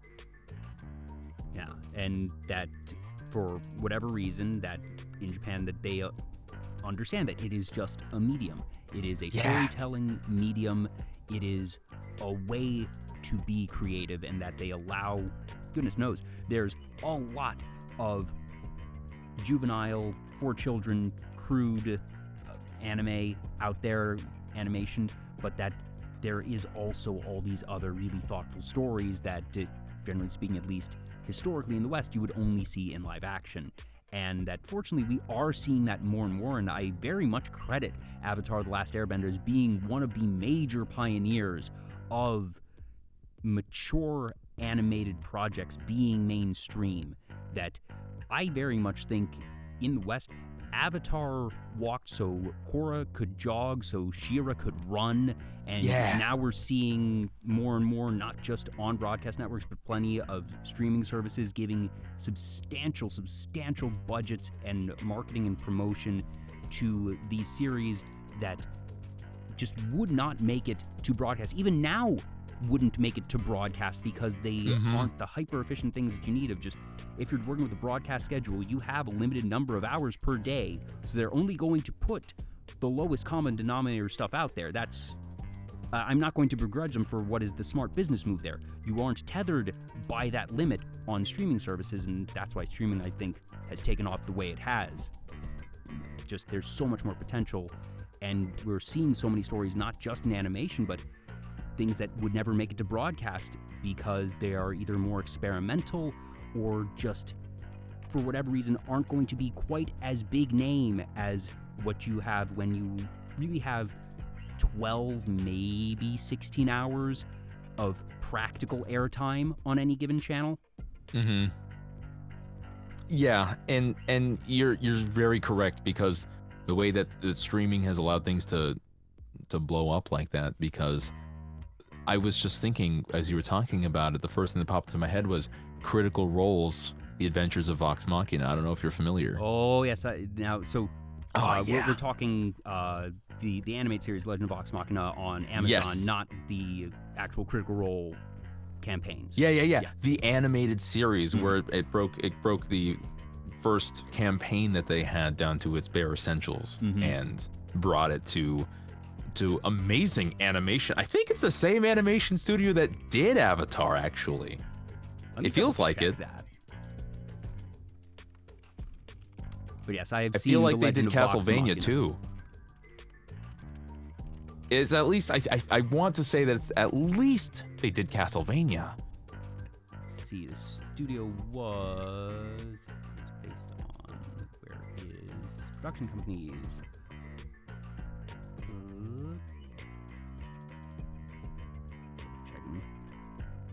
Yeah. I might be missing because I'm just seeing, not joking here, the name of the company is Titmouse, but I'm trying to see if what else they had there. I'm not seeing too many things, so maybe I'm just missing. 3 South Korean studios did animation, Avatar: The Last Airbender, Legend of Korra. It just feels at least similar. It's so smooth. It's so good. They did such an amazing job. They spent so much money on it, and I'm thinking to myself, this is a D&D campaign. This is a homegrown campaign in someone's living room that was brought to Amazon Animation, and that's insane to me. Yeah, how many attempts at D&D there have been that have failed, and then there was this team that decided to take, like one, they took Critical Role itself as a wild success, and then they were able to bring that to an animation and do it correctly. Because there's so many examples of doing it incorrectly. The D&D movie was also amazing. Yes, that the recent one, Honor Among Thieves, that just if you would have had a narrator just roll DM that you actually break fourth wall, say this is actually the head canon of what is happening, that you had narration from the ethereal DM and then like the actual actors themselves in voiceover saying, I attempt to do this, and like hearing the roles that they make, they could have taken that approach to the movie. They didn't, I understand it, but it felt like a campaign of just the critical hits, the critical fails, all the silly things of just, that there was some Nat 1 rolled when there was the scene of Chris Pine's face just sort of melting as his illusion failed. Yep, and they just did such a good job. It was so I mean, I felt that way. Actually, I think not the best, but the first best example of a good D&D movie, something that most people might not expect, that was Guardians of the Galaxy 1. If you look at Guardians of the Galaxy 1, that is the first couple sessions of a campaign. 100%. From the players meeting each other in that city, starting player versus player combat, breaking out of a prison. Yeah, you're not the wrong. Goofy shit that happened. You can hear Drax's player when what's his name, Blue Man, shows up, and I go out to confront him, and the other players are going, "What? What are you doing? What are you doing?" He's like, "Yeah, I'm proving myself in battle." Drax goes outside and challenges him to a fight. I've never thought about it from that angle, but I'm never going to be able to think of it any way ever again. Yeah, if you go back and watch the movie, it's like a step-for-step perfect example of, like, I can hear the players telling the actions. That both Guardians and Honor Among Thieves are examples of, those are two films that know exactly what they want to be and are it. Yes, and I think what's important when it comes to something like that is when you want to dress something up in a certain way, when you want a certain aesthetic, when you want to make an adaptation even, you don't want to try to do exactly what you're adapting. You want to write a good story and then dress it up, because, I mean, stories, they're complex and they're simple. Star Wars could be a fantasy story. You could just replace the lightsabers with swords. That could be reskinned any number of ways. Exactly. It's just a good core story with emotional payoffs. And you can reskin it whatever way you want. And at the end of the day, I think it was Jim Butcher who wrote the Dresden Files, who talks about how ideas are cheap. It's execution that matters. Mm-hmm. I'm actually thinking of, someone challenged him about that. It's like, no, ideas aren't cheap. And he said, really? Okay, give me 2 ideas and I'll turn that into a best-selling series. And they decided ancient Rome and Pokemon. And guess what he did? Oh no. He wrote a series called the Codex Alera, where it's a fantasy world styled after Roman culture, where everybody has spirit elementals that they summon to fight for them, and it is a best-selling series. Wow. You talk about spite being a good motivator. That's got to be up there in terms of just level of execution to make a point. I don't know if spite's even the right word at that point. It's so good. And I agree, because it feels bad. I don't want to make anyone feel bad, but at the end of the day, you got to recognize ideas are cheap if you can't bring them to fruition. Everyone has ideas. Yeah, you got to be able to refine them. That you need a passable idea. It is very difficult to have good execution of an outright bad idea. This is true also. But that there are many good ideas out there, and there are more good ideas than good executions. Yes, absolutely. Because ideas are a bit more accessible. Mm-hmm. Execution takes work and time. Yeah, but if anything, and a little bit of luck. That's a good thing, that it means, all right, even if you don't necessarily have the means of execution, that if you have a good idea, as we were talking about earlier, you can find the people who are capable of the execution. Oh, yeah. Yeah, bringing people together. Yeah. I love how everyone, it's just, I don't know, humans are social people. I'm a goo. I'm not social. I'm evil. But humans are social people, and I think that's great. Now, you mentioned D&D, and when we were speaking earlier in the week, I actually had to end our conversation because I had my weekly D&D session to get to. I know that you're a big fan of D&D. So how far back was your first D&D session, and what system was it in? This was a while back. I believe it was with my dad. And was it my dad? Yeah. Yes. And he had his friends over, and this was D&D, I think 3.5. Mm-hmm. It was a little while back. D&D 3.5. He brought some friends over. I wanted to be a ranger because I thought Aragorn was so cool. I wanted to be a ranger. And surprisingly, I didn't do the lone wolf rangery thing where, you try to really be cool in the beginning. I was just a helpful dude. I was just a helpful woodsman guy who was like, I was always shooting the creatures that were attacking somebody else. I was just along for the ride because I didn't really know I didn't have my role-playing chops yet. Mm-hmm. But I love the role-playing stuff. I love talking in character. I had a feeling, voice acting, there's probably got to be some overlap and connection there. Oh yeah. I keep telling people, and people keep telling me that I was just a repressed theater kid. Yeah, I've never been in theater. See that. Yeah, I've never been in theater. I've never done anything entertaining. I've never done anything in that way, singing, nothing. But I always liked doing it.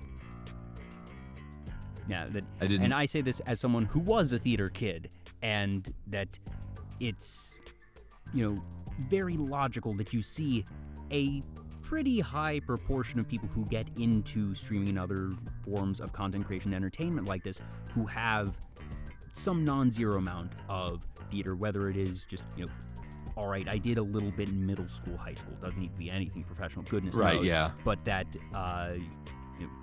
certainly for me, part of why I made Vtuber Talk, that there's a whole variety of reasons, but part of why this type of broadcast and production appealed to me came from experiences that I had doing theater and just wanting to do that again, but also not having to commit to some larger group, more intense time commitments, things of that nature, and that just being able to perform, to have the thrill of a live show being produced and being sort of behind the stage while on stage as well as the disembodied voice that I am. And I know plenty of folks who've gotten into content creation and VTubing in particular who have that background, or at the very least have said, even if I didn't ever do theater, I always had the interest and wanted to, and that interest wound up manifesting itself in VTubing because I either couldn't or didn't have the time or circumstance to do more conventional acting. Yeah, and I agree with that because in a way, because I never really was interested in doing what you would see as in traditional theater. I wasn't really interested in any Shakespeare stuff, which is basically all you would see. I wasn't really interested in anything like that, but whenever I saw an animation or a movie that was fantastical in some way, I was all into it, and I would have liked that kind of thing. So I never really saw theater as something for me because, one, I just thought I wasn't that person. And two, none of the stuff people were doing in theater was it wasn't gripping me. It wasn't, I never really wanted to be any of the characters in a Shakespeare play, you know? Yeah. But did I want to be Shadow the Hedgehog? You fucking betcha. Oh, no, it all makes sense now. Oh, it all makes sense. Because I was Where's that damn fourth Chaos Emerald? The literal question I was getting ready to ask was, were there any vocal performances in games, animation, whatever, that we spoke about some of your first voice acting experiences and how you found group online, but I had been meaning to ask, and we just wound up on tangents of, what was a performance that you heard and was like, I want to do that, or I want to emulate that, I want to be able to do things of this nature, because it usually ends up with not necessarily a big epiphany moment, but there's usually a couple of performances that just stick with you, and that whether it be in the moment or down the line, that you consider that would be really cool to do. I want to try doing that. I immediately, I knew exactly what I was going to say. Crispin Freeman as Alucard in the Hellsing OVA. That got me into voice acting right then and there. In fact, for everybody here who even remotely likes my voice and it being deep or whatever, I'm pretty sure I did that artificially by trying to mimic Crispin Freeman in my middle school years. I was legitimately like, I think I artificially made myself a deeper voice by doing that. 100%. I love Alucard as so fucking dramatic. He's so dramatic. I don't know necessarily that off the top of my head. I can name a whole bunch of performances and characters that I really enjoyed and would just sort of quote. I don't know if I really have one, but for me, I love good villain performances. Villains get better writing, they get better expressions, they get a lot of better just acting of, even if you just go to Disney, really. Scar, Jeremy Irons, holy cow. Just, Best villain song for Disney on my end. Now, do you know the bit of trivia that Jeremy Irons doesn't sing the last verse of Be Prepared? I think I heard that recently, actually. It was. I think he burned out his voice. Mm-hmm. Right? Yeah. Somewhere around "You Won't Get a Sniff Without Me" throughout his voice. And do you know who they got to replace him? No, I actually didn't know that. Jim Cummings. Oh, Winnie the Pooh? They got Winnie the Pooh because Jim Cummings was also playing Ed the Hyena. Just that doesn't even have any proper lines because Ed is just laughing and the dumb one. But starting with prepare for the coup of the century. The last verse is Jim Cummings, not Jeremy Irons. You know, he did a good job. Yeah. And I think it was helped by the fact that he was basically yelling, and it's easier to mask when you're going to those extremes. Yeah, that it's not an operatic song, that's for sure. Yeah. No. Especially with like Scar's like, voice. I think they did a really good job though, because I would never have been able to tell. Yeah, that you can hear it if you're really, really listening for it, but the fact that, well, one, it went to print, and two, that so many people don't know this, it really speaks to Jim's ability to do impressions of. It's obviously Jim Cummings, one of the most storied and accomplished voice actors of the past several generations. But it is also very fun because you are correct. His most recognized role is Winnie the Pooh. So any time that I get to say, Winnie the Pooh is Scar, or just any time that he plays anything that is not a child's role. It's so fun when a voice actor has that much range and then they're able to actually utilize that much range, and then you realize that this beloved, fun, whimsical, cute character is one of the most evil characters in another piece of media. It's so fun. I love it. The other example for just my all-time favorites is how one of the greatest live-action heroes in cinematic history has become the go-to villain voice actor of the generation, and that he is, for the heroic role that he played in Hollywood, that I cannot think of any significant heroic role that he has done as a voice actor. Huh. Wait. Heroic role. Mark Hamill. Mark Hamill, yes! Yes! Luke Skywalker hasn't played a hero in decades. He's the Joker, baby! He's the Joker. He's Skeletor. He's Fire King Batman? Ozai. Like, me learning that Luke Skywalker was Fire King Ozai was mind-blowing. Yeah, that blew my mind too. That was wild. It's everything he does is a villain. He hasn't been a hero in ages, and he's incredible every single time. Being a villain is fun and rewarding. You get plenty, as a pirate, you get plenty of golden doubloons. Kerma Pipper Satana, I'm sorry if I'm butchering your name. I didn't know that Jim Cummings played Robotnik. Classic Robotnik? Did he play In the games? No, I would have. If he played Robotnik, it might have been in the cartoon. Oh, really? I hear us both typing. Yeah. Yeah, he was. Oh, yeah, the old cartoon. He was Robotnik. I didn't know that was Jim Cummings. Huh. Learn something new every day. The janky old cartoon with the he's so much more evil looking with the black sclera. Oh yeah. Sclera? That said, I am completely and totally on board with Jim Carrey as Robotnik. Chef's kiss. Oh yeah, it's really good. He's doing a great job. I'm glad that Jim Carrey is doing all right. I'm glad that he's able to do fun things. I feel like he had a rough patch. Mm-hmm.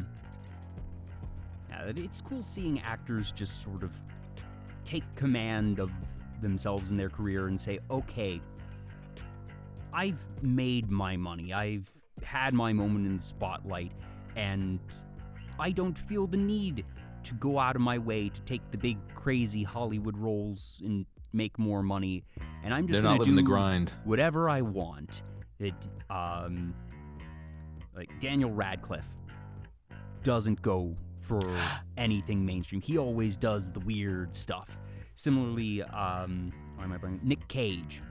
He only does weird stuff. He is incredibly particular about what he does, but you can tell that he is having a blast every time because he hand-picks the projects that he wants to be in.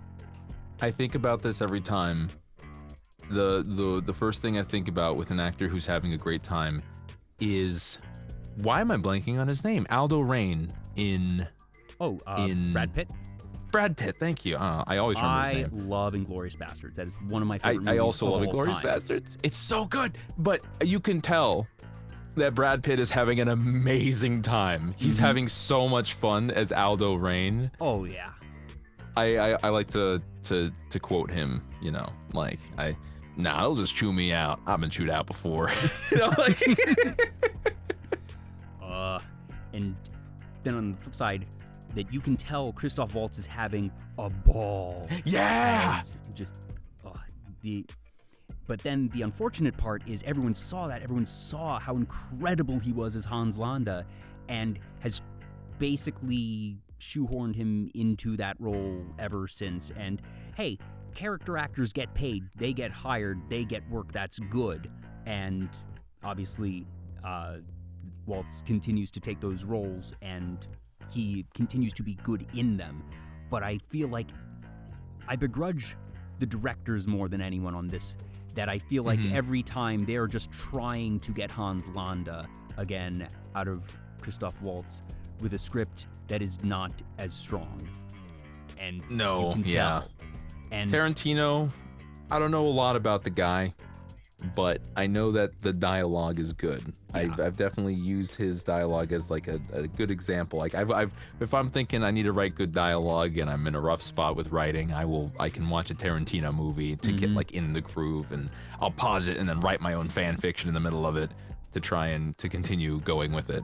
Yeah. So the dialogue's good. I don't know enough about the technicalities of direction and shot composition. I know that a lot of film buffs consider him really great, and that's cool. He is one of the best conversation writers I have ever seen. Just the back and forth that you will get, and the level of intensity that you will get, or the fun that you will get. A Royale with cheese. That conversation Royale with cheese. No business being as fun as iconic as it is. And just the things that he writes for the characters and their interactions, it's always solid, always fun. The actors have so much to play with. Yeah, they have so much to play with, and it just flows. It feels natural. It's the advice I like to give people whenever they ask me about voice acting is, don't watch anime if you want to get into voice acting. Don't try to listen to real people having real conversations, or watch a Tarantino movie. Yeah. Watch movies with good dialogue where people sound natural, because let's be real, a lot of voice actors in anime and cartoons are trying to work around the lip flaps. Yeah. So you're not going to get... There's a lot of limitations that I have so much respect for anime voice actors, and the quality of anime voice acting and direction has become exponentially better in the past 20 years, past 10 years in particular, that I understand because, and I get the feeling that you and I are approximately the same age, that we know back in the day, the whole sub versus dub thing, that people defaulting to subs because, dubs are bad. Back in the day, just statistically speaking, most dubs were not very good back in the day. Oh, yeah. I mean, check out this. Hey, Ash, eat your donut. Well, that's not I know. a matter of acting. That's a matter of localization. That's entirely separate. That's localization. I have my rants about that one. But it's so funny, though. It's what I thought of. Thank you for kids! But that the voice acting industry has grown so much, and that nowadays I'll tell folks, try and see the dub. That I would say 80+% of dubs nowadays are objectively good, whereas back in the day, probably around 80% of the dubs were objectively bad. And that part of it is that, they were already working on hard mode, having to work around the lip flaps, having to work around translations, and sometimes, depending on how the license goes, you might get mandated types of scripts that we never know all of the back-end stuff, but there's so many things that go on, and that it is the most difficult form of voice acting just circumstantially, and that then you also have to worry about having a good performance in a market that, 15, 20 years ago, very few people knew of, even less wanted to be in because the money wasn't there yet. Yeah, it wasn't there. Frankly, it's not there now much. Oh no, and that's why I think it's part of the strikes right now. Wasn't voice actors part of it? No, for a voice bit? actors Maybe were not. distinctly separate. They're in a year or two, I think. They're in a year or two? Okay, well, I hope they get good negotiations when that happens. Because it's rough out there. But hey, there's a lot of folks. That was one of the nice things this week, that the actors' strike is over and Hollywood's up and running again, and that's so cool. And that obviously it went for 115 days or something. It was the longest strike that's ever been. I'm glad that they stood up for themselves. Also on the studio end, that the CEOs were in these meetings, and I'm going to side with the actors, just in general.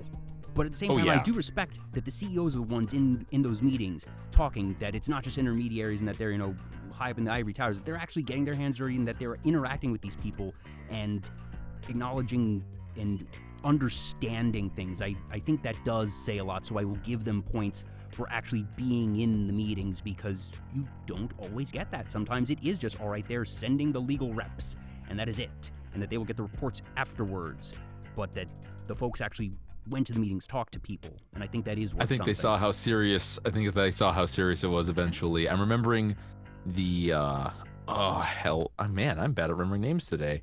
Ron Perlman's response to one of the CEOs saying, let's just wait them out until they lose their homes, and Ron Perlman's response being like, hey, we know where these people live, and it would be certainly unfortunate if something happened to them, all right, implied violence, not good, but oh gosh, Ron Perlman, you want to talk about voices. Ron Perlman as Slade was that's one of those voices. Oh my God. That I wanted to be Slade so much.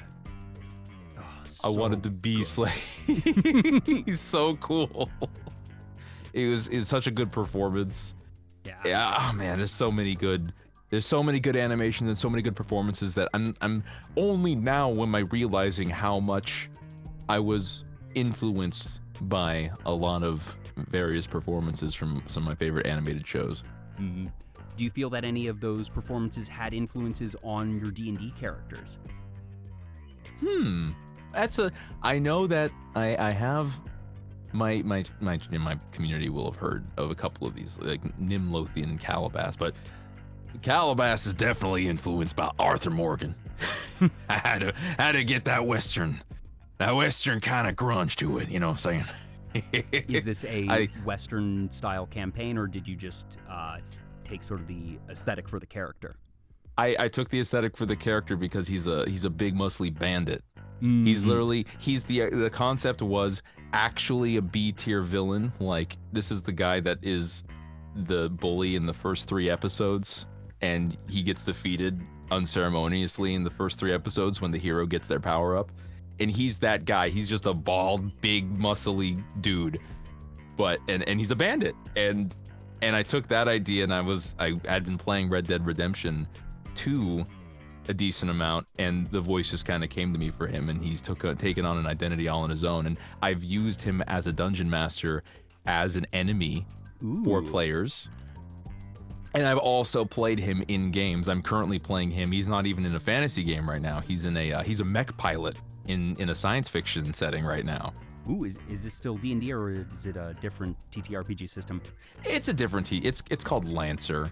I've heard of Lancer, and I think it was Congo who said that Lancer was the best TTRPG system he's ever seen. You know what? I'm pretty sure that was him, and it was that system. I am double checking as I scroll through. If that is him, no, it's Lancer. It's Lancer, and it is Congo. I am extremely agreeing with that, because it just does a really good job of separating. You can have role-playing, and then you have combat, and they are completely separated. They lead into one another, sure, but you can have you have the roleplay part of the system, and then you have the crunch, and it allows people to be able to do their role. It allows the role players to do their role playing, and then allows the people who love to blow things up with robots and to roll dice and to have their rules. They can do that, and you get to build your character and your. It's so good. It's just a really good system. Yeah, he spoke really highly of the design flexibility, specifically for the mechs, and that how you can spec and stat things out, and that there's a lot of flexibility and freedom to really go true RPG with that game and with that entire system. Oh yeah, there's like 3 different sources to pull from when it comes to 3 different like complete sources to pull from to build a mech. Like, you mix and match mech rules, you mix and match weapons, and you can mix and match big bonuses. It's really good. Big mechs having sex? No. 2 trucks having sex.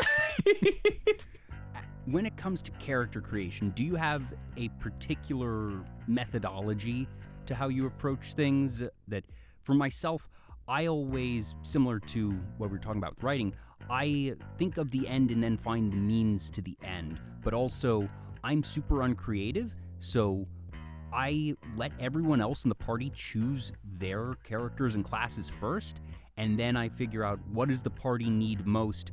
All right, I need to be this mechanical character. This is what I need to do.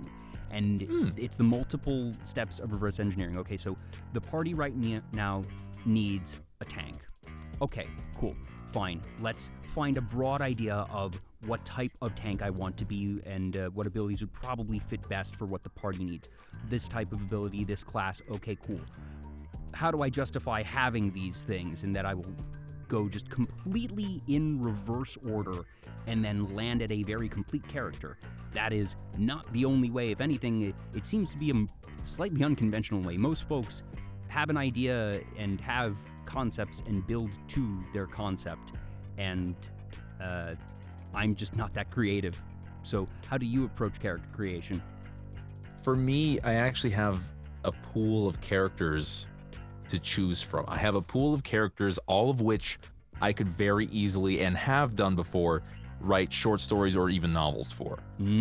A lot of what I do is I try to use D&D as sometimes a character study for characters that I want to write full-on stories for. And so, especially if I want to write a new story, I will take that character and I will use the situations that come up in the game to kind of decide who they are and what they would do given the occasion. You know, it's kind of like when you get 50 questions, you go to a website, 50 questions to figure out who your character is. I use the D&D sessions as my 50 questions. Well, that's really cool, and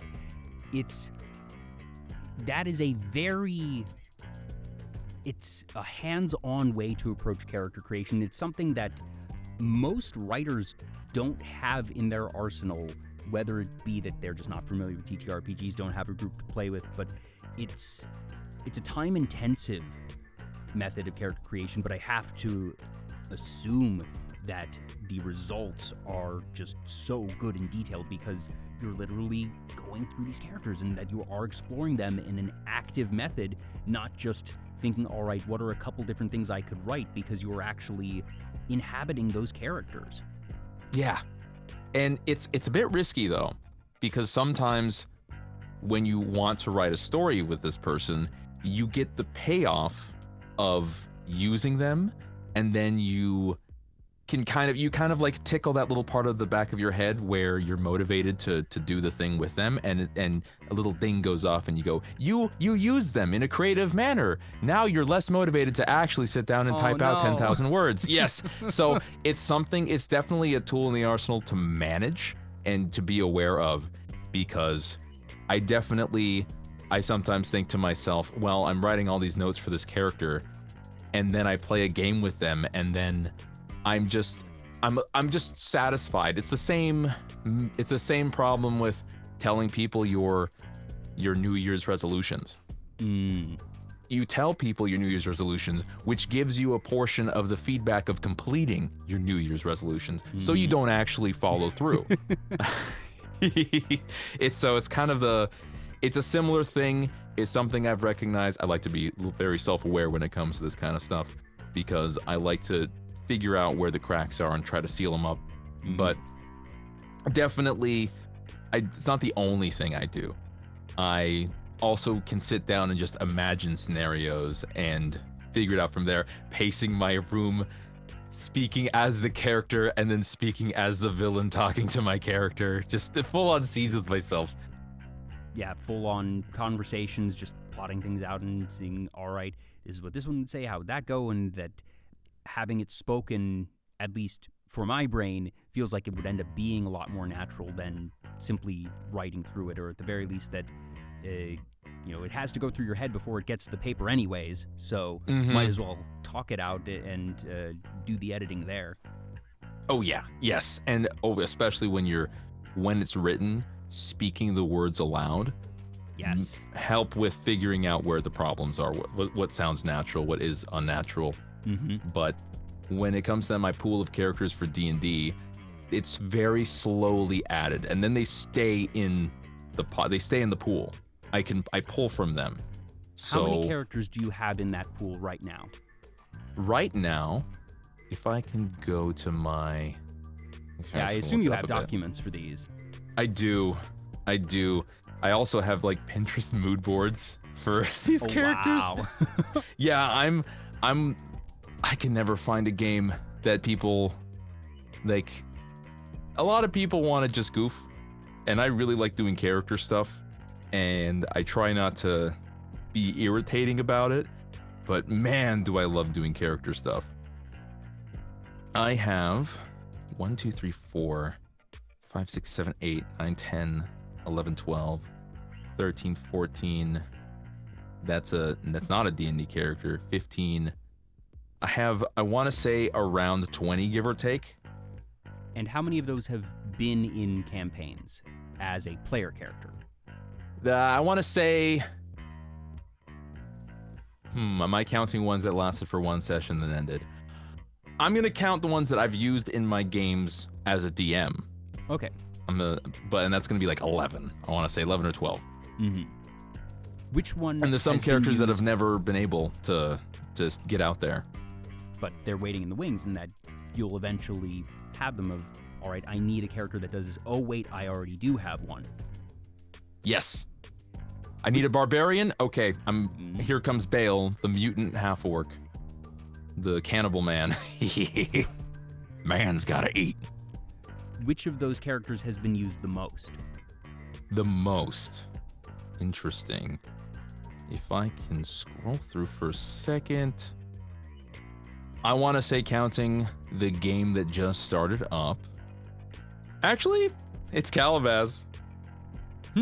It's Calabas. He's just the most fun. He can fit into anywhere. So he's just a fun, friendly guy with maybe a lack of social etiquette when it comes to robbing and stealing and pilfering.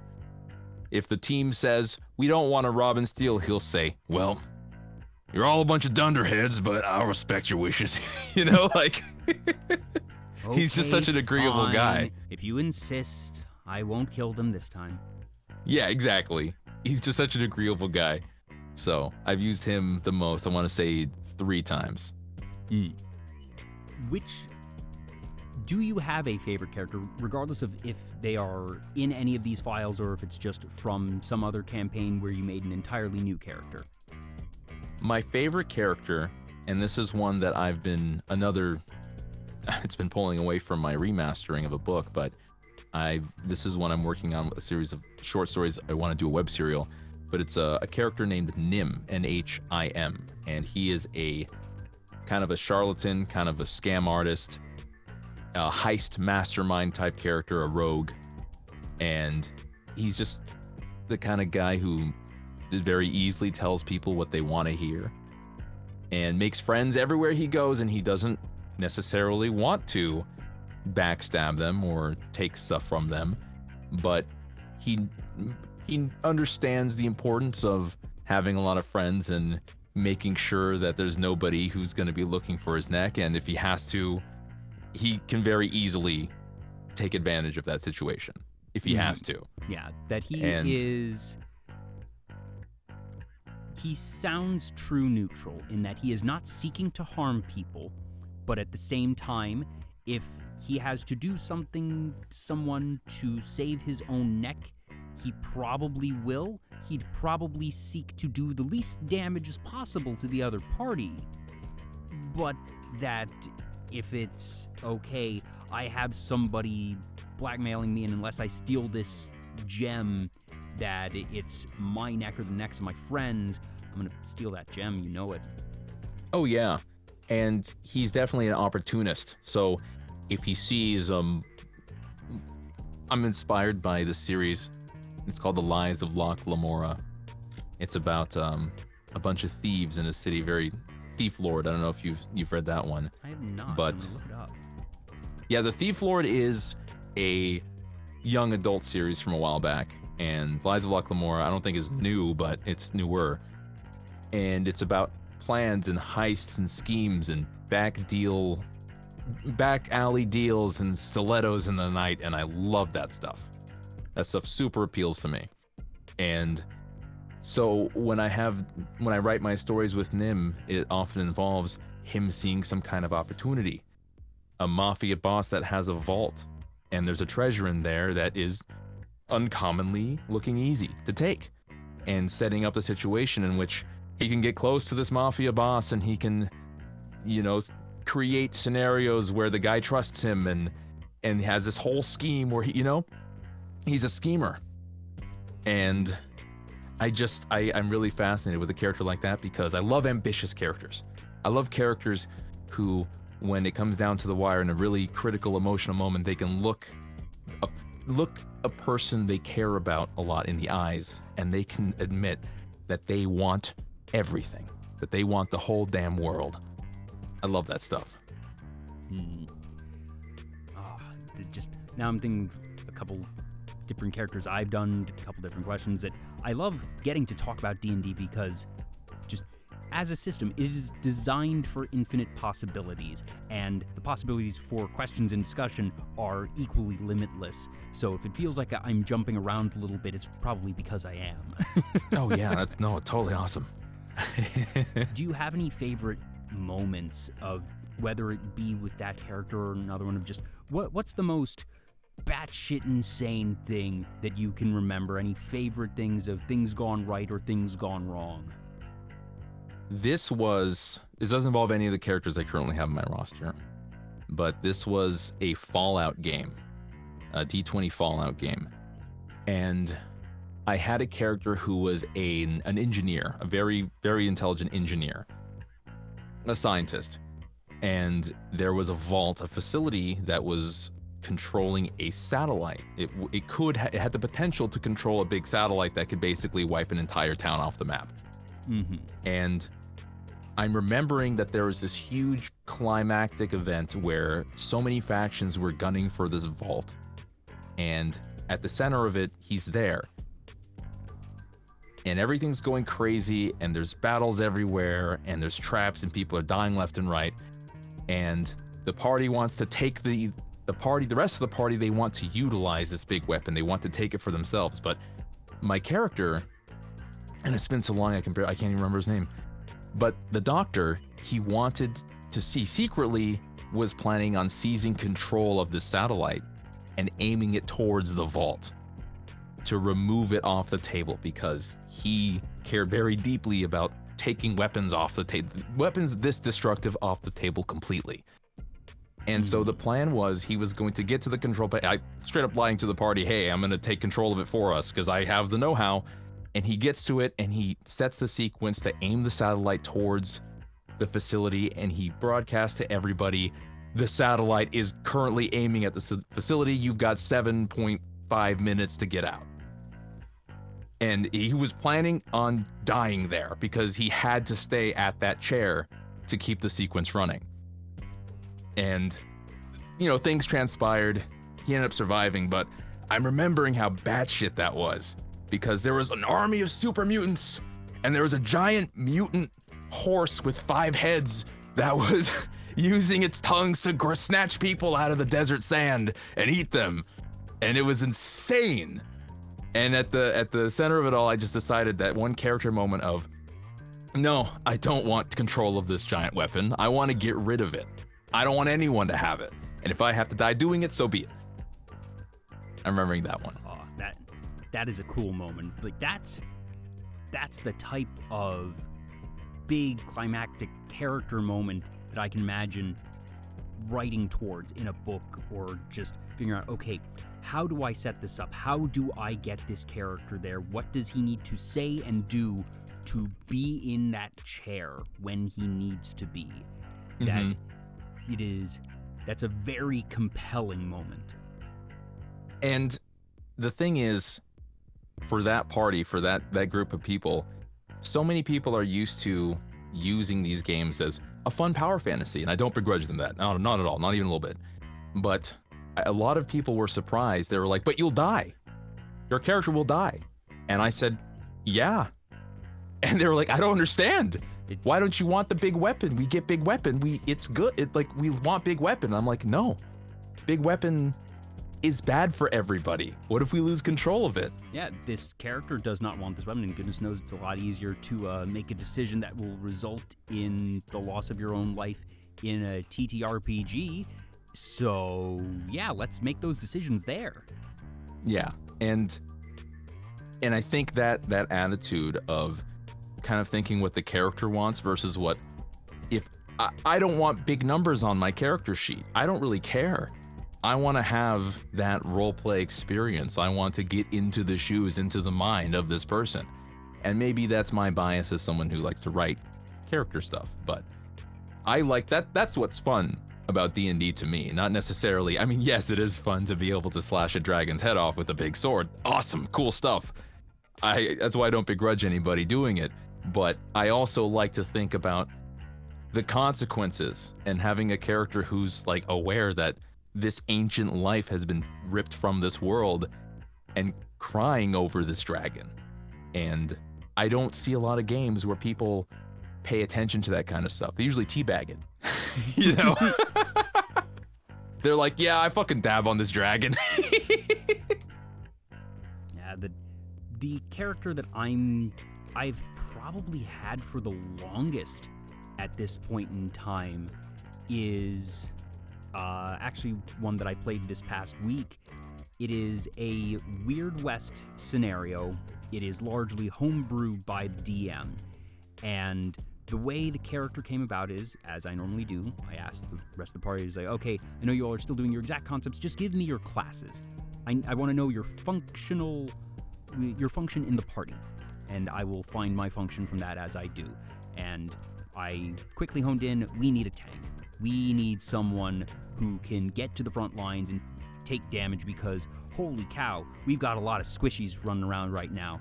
And usually I'm a squishy. I'm not used to being a tank, so I start looking around. Okay, it's probably going to be a paladin. We might need a bit of healing, so I'll probably want to have it be something like that. And Order of Ancients.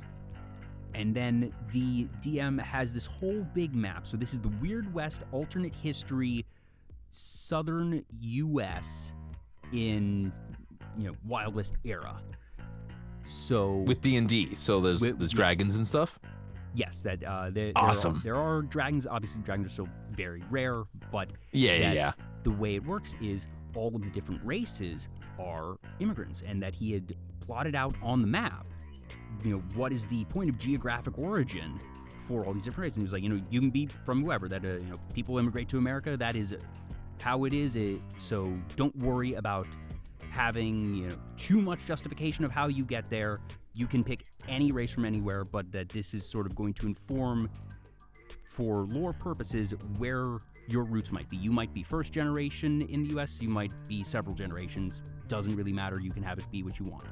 And since I'm going, what is the means to my end, I'm going to be a Goliath.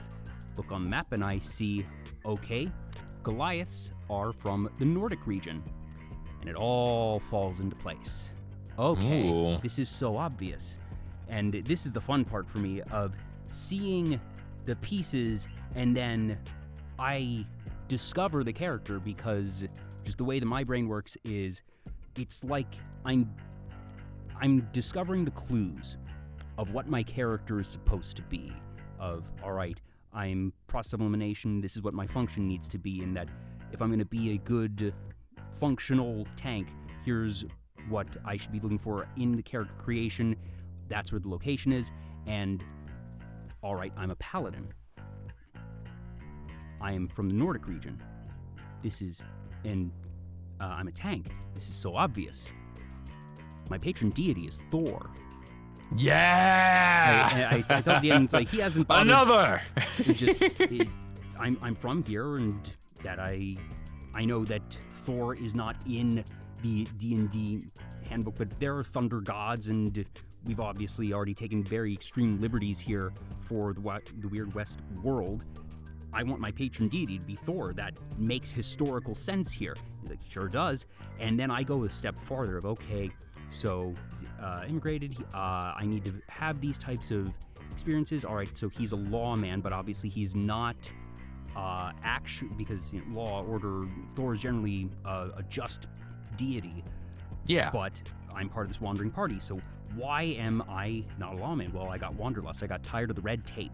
So, all right, I was a former marshal, and that after however many years just serving at my post, I was pulling my hair out because I had been in one place too long, and I resigned in good standing. I still have some contacts in the marshals, in fact, but that I said I just need to go the mercenary route.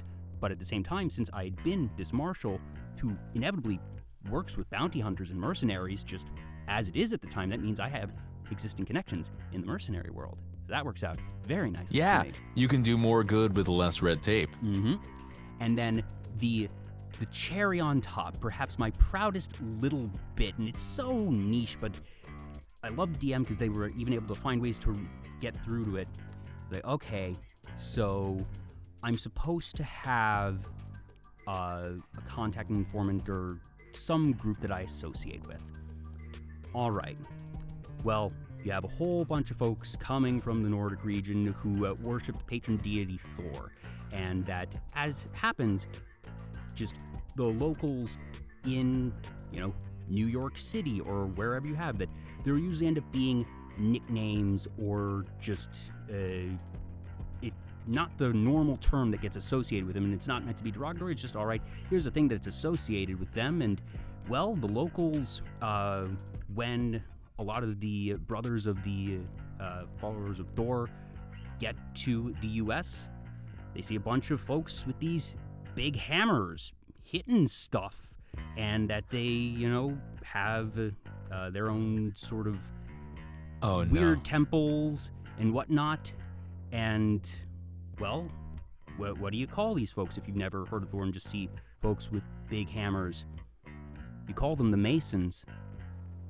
Oh no. Excellent. So for a moment there, I thought you were going for like he uses a big hammer and a railroad spike. I can see that as well, but no, I made Masons, the Brothers of yeah, Thor are the Freemasons of just yo. Let's go. Yeah, and that Fucking means that, excellent. that there are Mason lodges at every major city that I have contacts in, and just, you know, I show my membership card, and that it fits so nicely, and it was like, it is one of my proudest moments as world building and not DM that I just sort of, I laid this out for the DM, and I was like, can we just make this like, and he was like, oh yeah, that is good. It just, when things fit so perfectly, it's so satisfying. And it was just, that all fell into place of me seeing like the Nordic region of just it all sort of tumbled. Well, this must, if it's from the Nordic, obviously it has to be Thor, obviously it has to be Paladin, and just the if-else tree felt like it only had one path from there, but it was all that thread just from that one point. And that's how I build characters, because in my mind, it assembles things in that fashion for characters. Yeah, and having everything kind of linked together and add up, and then building the character from there. I honestly don't think, I don't know, it doesn't seem so strange the method that you use to build characters. I don't usually go for function first. When I see, especially as a DM, my philosophy is that we could just have a full party of rogues. I'll accommodate that. As the DM, I'll find a way to make that work for people without making it seem like I'm just bending the rules of the universe for you. Yeah. I tend to write sandbox-y campaigns where a group of rogues will logically make the decisions to maximize their potential as opposed to a group of entirely barbarians or a well-balanced group. So doing the functional thing first, it makes sense, and then building from there. And I just think there's just so many methods of being able to build a good character any which way, right? Everyone just works differently. And that's I don't pay attention to function. No, but that's why I always ask when I have folks on the show that I know are into D&D, is how do you create a character? Because I feel like that's one of the biggest quote-unquote character choices you will ever make, is the character itself and how you arrive at the character. That one of the other folks in that same play group, he has a million ideas, and he always knows from the get-go, all right, I want to build this with this dual classing and this type of weapon and this type of magic, and that he will build out the personality from that. And he and I could not be more difficult, or sorry, not more difficult, more different. But I love it because you can't have a party full of people like me, reactionary character builders. You can really only because then you don't have a start. Because then, you can only have one or two folks with my methodology. Otherwise, you will never have a campaign. So I love that he and several of the others just go in with these developed concepts. I have no idea how and when they think of them, but it feels like every time we want to start a new thing, they know exactly right off the bat or within a day or two of deciding that we want to start a new campaign, that they know what they want to be. And I'm sure glad that they do, because I have no idea how to do that. This is a question you get as a DM a lot, which is, hey, you want to join a game? Yes. What's everyone else playing? And I think to myself every time, this is something I have to get over, because I need to know that other people have different methods of doing stuff than I do, because I'm always thinking, oh no, they feel like they're beholden to the rest of the party. No, they should just play what they want. Sometimes people don't know what they want. They're using everybody else as a stepping stone to get to where they want to go. I love the phrase, restrictions breed creativity. So I tell people, what are the restrictions? Give me your restrictions, and then I can get creative. Yeah, exactly. I believe very strongly in the restrictions creating creativity. It's something I have to remember too. Making sure that like it's another tool in the box of putting on restrictions to create better. Because sometimes when you're spoiled for choice, you just end up with quest fatigue. Analysis paralysis. Yep, exactly. And when it comes to forming a party and forming a team, honestly, I think a lot of the thing It has to do with the vibes that the players have, and I think a rule 0 or a session 0 discussion about what everybody wants from the campaign is really important. Yeah, and that might be the single greatest challenge that anybody ever faces in tabletop role-playing, finding a good group. Yes, and the biggest thing, and I warned so many people about this, is zero D&D is better than bad D&D. There's a lot of folks who have experienced bad D&D with bad players. This can range from people who are a bit too crunchy with the rules, people who are a bit too creepy, and then they swear off of D&D. And I'd like to urge everyone that if you're in a first session and the vibes are bad, just leave, because every D&D session is gonna be different, because you have 4, 5, 6, 7 different people every time. The vibes are going to be completely different. The DM, the way that the dungeon master runs the game is completely different. Yeah. I was just running a game. Actually, I was running a private game for Ren and for some other people. And afterwards, I was asking for some feedback for the first session, and they were saying that they had never had a DM that turned to the player during like a cutscene or like a cinematic explanation and said, "What do you want to do? What would your character do right now?" They had never had someone just say, "Hey, what does your character want to do? What do you feel like your character would do right now?" And they were like, "Yeah, I've never had that." So it just goes to show that every game is going to be different, even just for the DM being a factor. Yeah, and it can sometimes be the DM, and goodness knows, if you find a good DM who just loves to be a DM, hold on to them. Because it is so difficult to find DMs, because most people want to be players. Most people want to be able to have those fantasies, and that some folks prefer to DM, and that's great, but it's just statistically far less. And then you have folks that, like you said, might not be as good at DMing, and that if you find a good one, do that. Or just the group that I'm in right now has 2 folks that switch off. They have different campaigns, and that just every week we switch campaigns, so it's not that they are having to swap reins of the same campaign, because that's a bad idea. That's like having multiple directors in the same movie trilogy. Yeah. Yeah, in very rare occasions I can imagine it working when everyone's in sync. But that's such an anomaly, but that they'll do that, and that's how we manage it. But if you find a good DM, it makes all the difference. But also sometimes it is the people in the party. That the group that I'm in right now, that we've been at this now for, I think it's been over 5 years, that we have missed startlingly few Wednesday nights. Startlingly few. Like the holiday season, that every so often, if one person can't make it, we'll still run. If 2 people can't make it, we cancel. I'd say we miss maybe 5 to 10 weeks a year, if that. Usually, it's so rare. So Wednesdays is the secret, everyone. Listen up. Wednesday's the special day. And that for a while, we started out doing Adventurers League at a local game store. And Adventurers League is official, sanctioned by Wizards of the Coast, and it's meant to be approachable for new players, and that if you go, that you can prepare something in advance, or you'll be given a sheet, and that it'll be, you're supposed to come with a particular level to these rules, and that then they can just place you at a table, and that you can play. And that's really good for folks that are getting into the game or that don't have a play group. And we started with 3 or 4 folks that didn't have enough to run a party, started playing there, and then had people fill in from Adventurers League. And we got a couple other people that just showed up every week and gelled with the group. But then there was this 1 or 2 seats at the table that was just sort of rotating every couple of weeks, every couple of months. And it was after we had these 2 young brothers, I think they were like 9 and 11. Aww. Who... You're going to think they're a lot less cute in a minute. Oh, no. They were just wild in the worst way, in that they were really not trying to think about the party or considering folks, in that we're doing a reconnaissance mission and we're seeing a parade, and there's this governor that we're very suspicious of, that we're pretty sure he's, at the very least corrupt.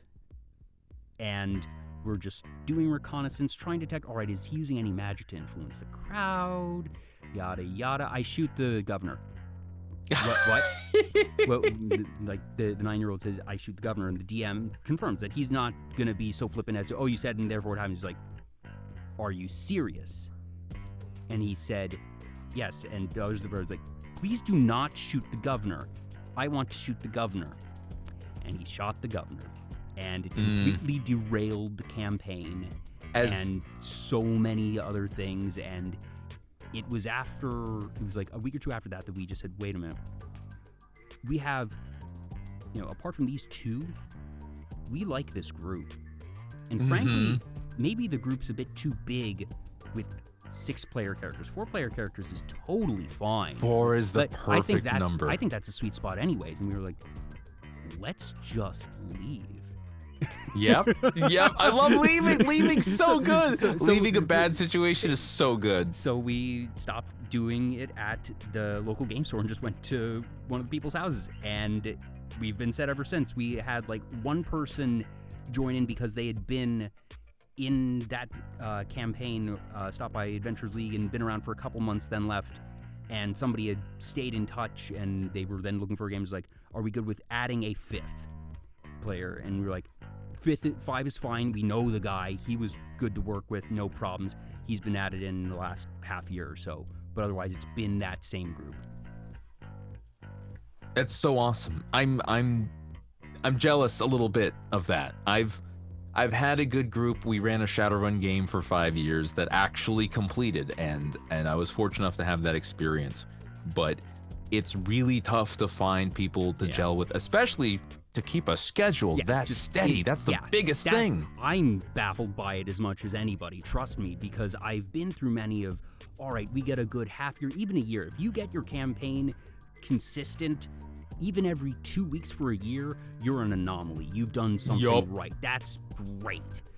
The fact that if you can get past the year point, it feels like that's sort of the tipping point of, if you can get it past a year or two, you can probably keep it forever. But getting to that you can keep it running. Is so difficult. It's really difficult. It's about different priorities, I think, and it makes sense that a lot of people just want to show up and have some fun playing imaginary game that they don't have to pay for, and chill out with people and have some pizza, and not really feel like they need to set aside that particular time of the week every single week for the next whenever. And I understand that, which is why when I like to DM and I like to organize, we play a session and then I go, okay, it doesn't need to be the exact same day. Like your Saturdays don't have to be restricted forever. Maybe we can pick a different day next week. Yeah. Who's free on what day? Let's plan it for then. Yeah, or if you feel like the group's splintering because 2-3 people just said, okay, this day of the week at this time doesn't work anymore, step back and say, okay, wait a minute. Let's everyone go back to their schedule. Your schedules have obviously changed. If this is no longer available, what is? And see if you can find something new. And that consistency is certainly preferred, but you're absolutely right that if you need to shuffle around and if people can do that, all the better. And you get people who want to shuffle around more when they're really passionate about the game, and they will volunteer that information. They'll go, hey, heads up, DM, my schedule changed. I can't do this day anymore, but this day, and this day are free. Can we talk to everybody? Like, I'll do the front. When you find someone who's that passionate that they'll go and they'll talk to everybody else about the schedule, that's a diamond in the rough there. Yep. It's a beautiful thing. Yeah. Also, I've found in 2020, for obvious reasons, we moved our game online. And frankly, I think that may have been part of why we've stuck together, because it's so damn convenient to just log on to Roll20, and that you don't need to worry about driving. Even that 20 minutes to and from can sort of add up, especially after a long day. But all right, I'm going home anyways, and just logging on to the computer, it feels easier. It simplifies the whole thing. I do think, and recently I've been craving this, there's something beautiful about being able to organize an in-person, like once a month, once every 2 months.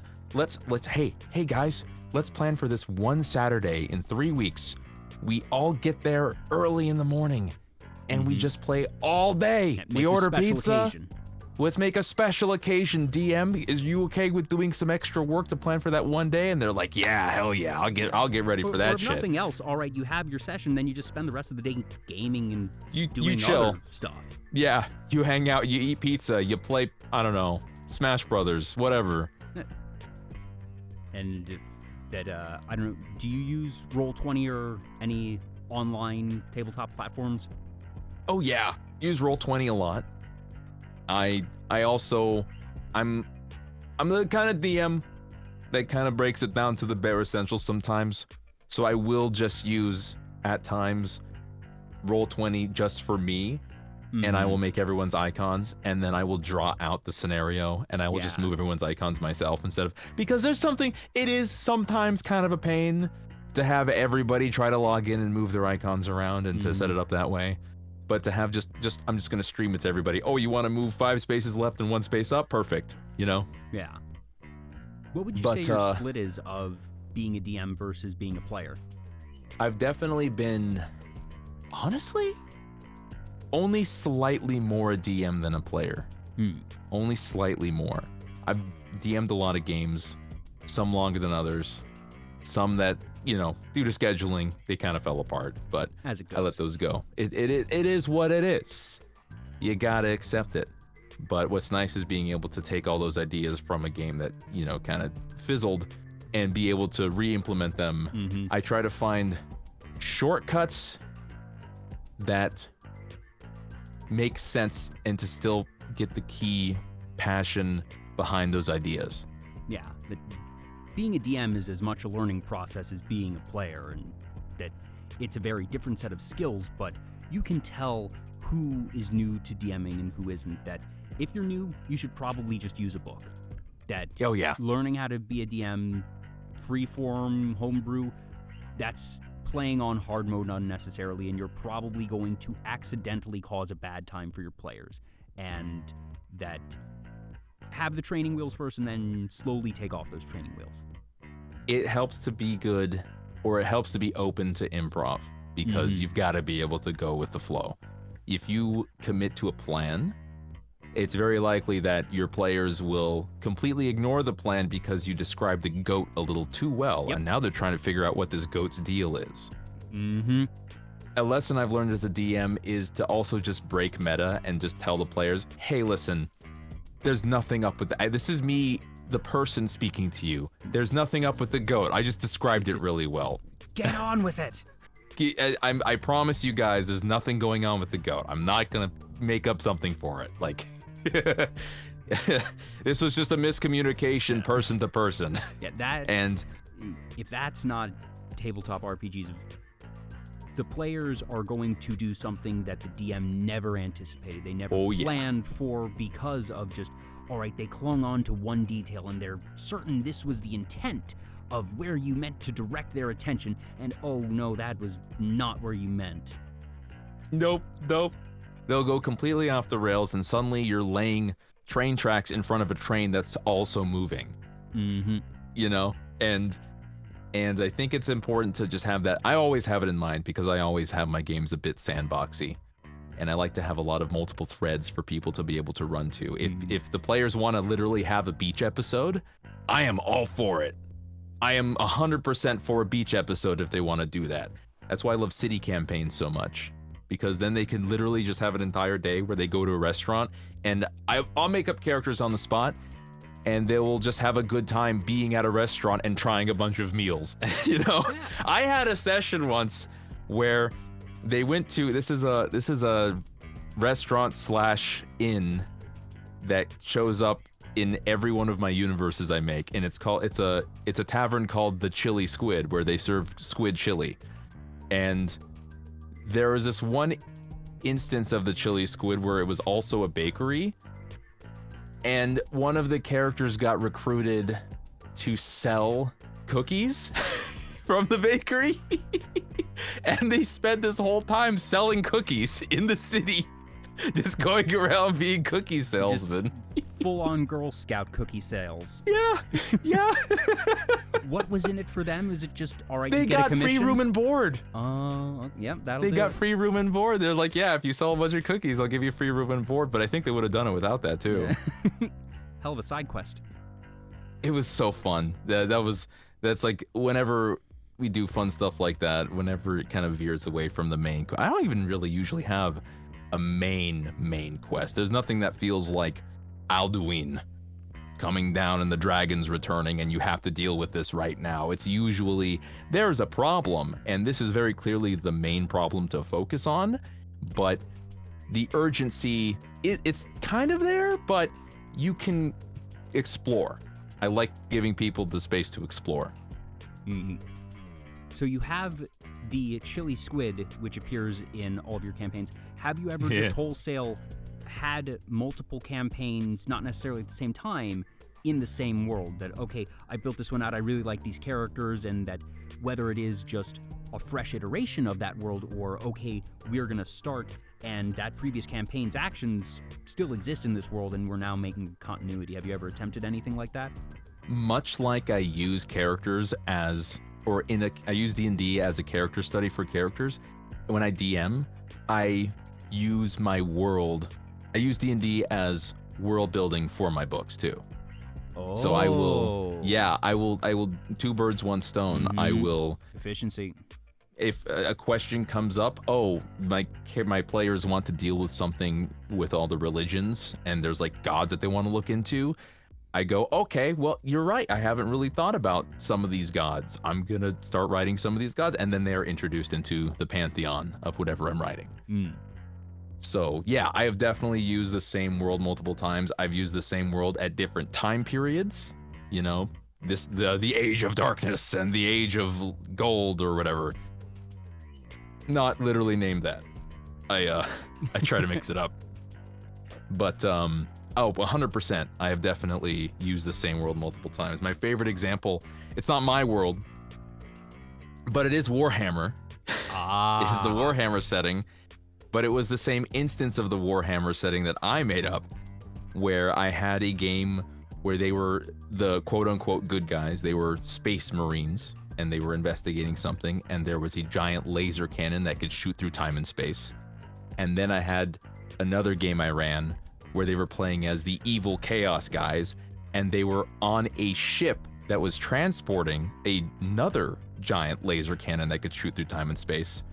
And then I had another war game where they were playing as soldiers, where they were trying to assault a planet that was currently using a laser cannon that could shoot through time and space. And these were 3 laser cannons that were made together and existed in the same time frame. And I just had them kind of connect to each other, not like directly. Yeah, that but you the don't players need to could tell anything, but that you're able to build it out and say these are not mutually exclusive events.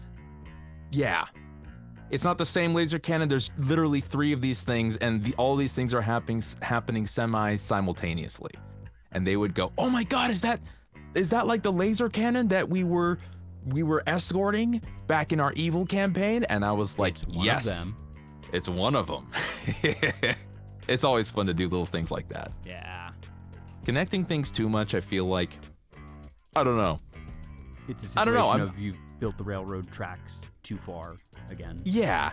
It's not like really restrictive, but it feels a bit too restrictive. I've also had characters that have existed in different worlds. Calabas has shown up as a bandit, as an enemy, and he's also shown up as a tavern owner, and he's just been the exact same guy every time. But he's like it was funny to me, the idea of Calabas being the guy who's handing out quests as opposed to the guy who is the problem in the quest, you know? Yeah. Do you have any concepts for worlds or plot points that you haven't gotten to use yet, but that you have in your back pocket that hopefully nobody who's in the campaigns is in the audience here tonight, but anything that you sort of have cooking? There's actually, and this is more for writing than D&D, but back when I was in high school, I started my first all my notes for my first big inspired by Aragon, inspired by Lord of the Rings, epic trilogy, right? And I have all these notes on it. I have this entire notebook filled. I have maps, I have characters, I have everything. And at the time I realized that I really didn't have the chops to write this thing at that time. I didn't have the ability, I didn't have the skill, I didn't have the background. So I still have that in the back burner, and I'm writing a bunch of different stuff, and I do feel like I could write that story now, but I'm currently working on other things. But there's definitely, yes, there is.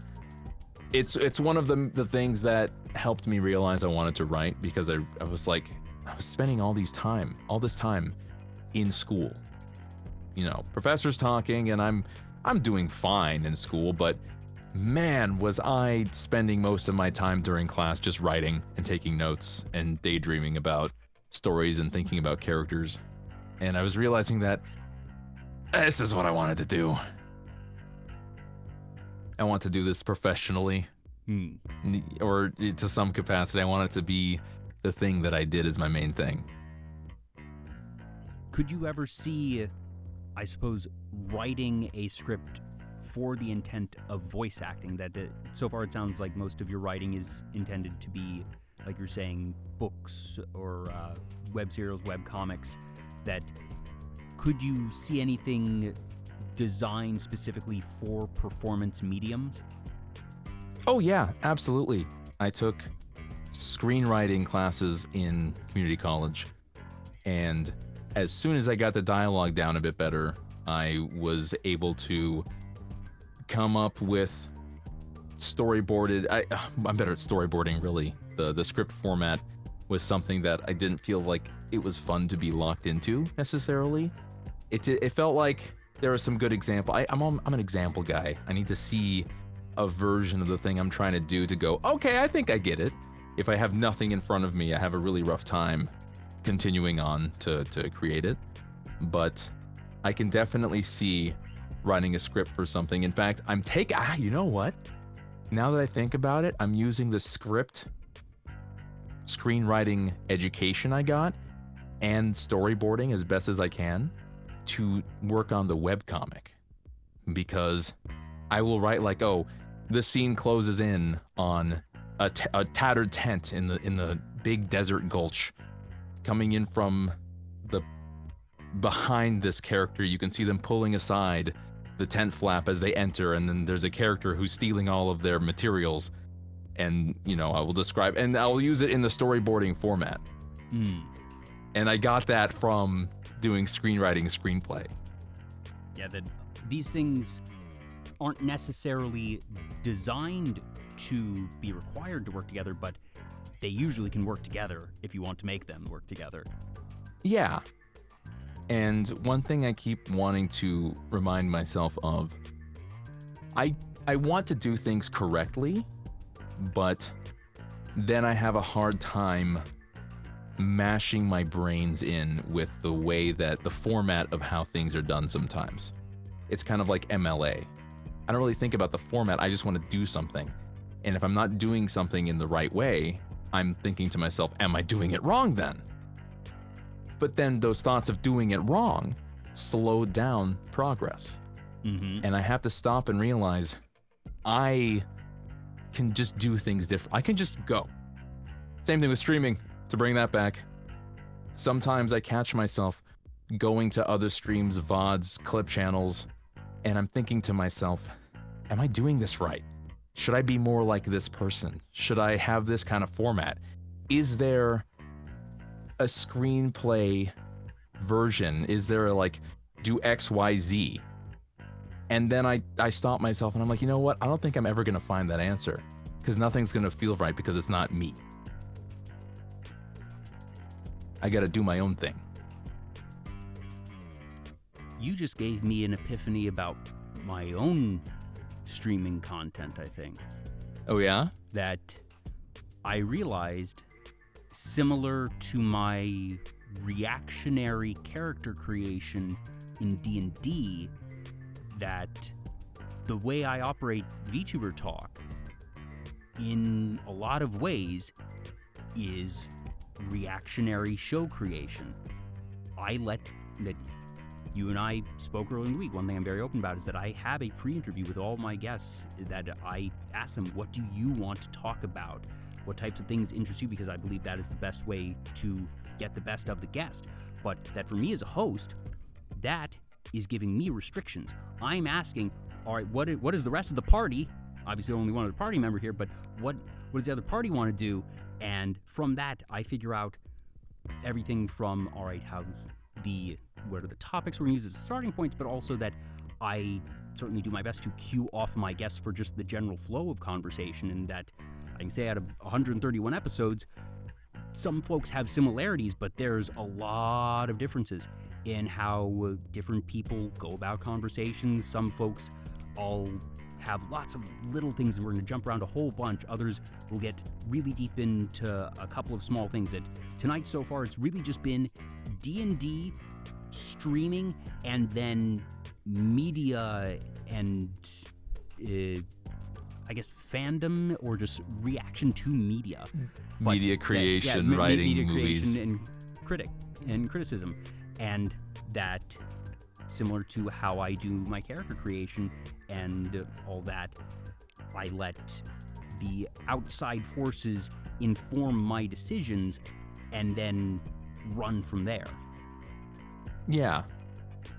And that I don't really look around much to other talk shows in just the sense of, well, it doesn't make sense to look at other hosts too much because, well, the guest that they have is presumably different from the one that I have. Yeah. And that if I'm going to try and structure things too much with a specific intent, or even worse, like take wrong cues because, all right, that guest and that host meshed that way is going to be counterproductive. So just sort of the realization, oh, I guess I'm a little bit consistent in that way of how I do things. I don't know if reactionary is necessarily the proper term, but that responsive? Concept, yeah, I like that. Ooh, I like that. Yeah, it's like responding. It's I think everything is a conversation, even if it's sometimes one-sided. You know, you're seeing something, even if you're watching a YouTube video, and your thoughts, your feelings, the things that you do after that are a response to that thing. Everything's responsive. And that kind of epiphany, it's just, you want to be able to grab the bits and pieces that are mechanically sound, that make sense, you know? You want to be able to know that if you're a painter, you need to know your primary colors and what mixes well. Yeah. But then you're gonna be painting completely different things than any other painter you're inspired by, and you don't want to mimic them because you want to have your own voice. You want to do your own thing. And the important thing is kind of being able to separate those two, and sometimes you're in the zone where you know you have to do that, and then sometimes you fall back into, maybe I gotta look at other examples. Maybe I need to know what to do by watching someone else, and it's just a constant back and forth. There's a balance to everything, certainly. Yeah. Bouncing to voice acting again, perhaps the one time and place that I go for mimicry. I love impersonations when it comes to voice acting. That's where voice acting, and probably acting in general, really started for me. That for whatever reason, I have a knack for replication. I can remember lines, scenes, motions in movies after seeing them once or twice. I'm great at remembering faces. I'm terrible at remembering names.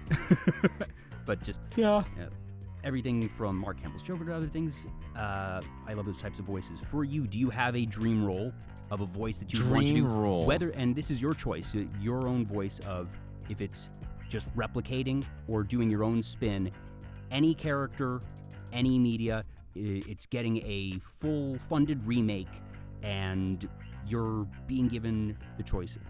What role do you want? I think if there was... It's interesting because I don't usually go much for mimicry. It depends, because I don't try to practice to be able to mimic. I just try something out and then I go, oh, that's pretty close.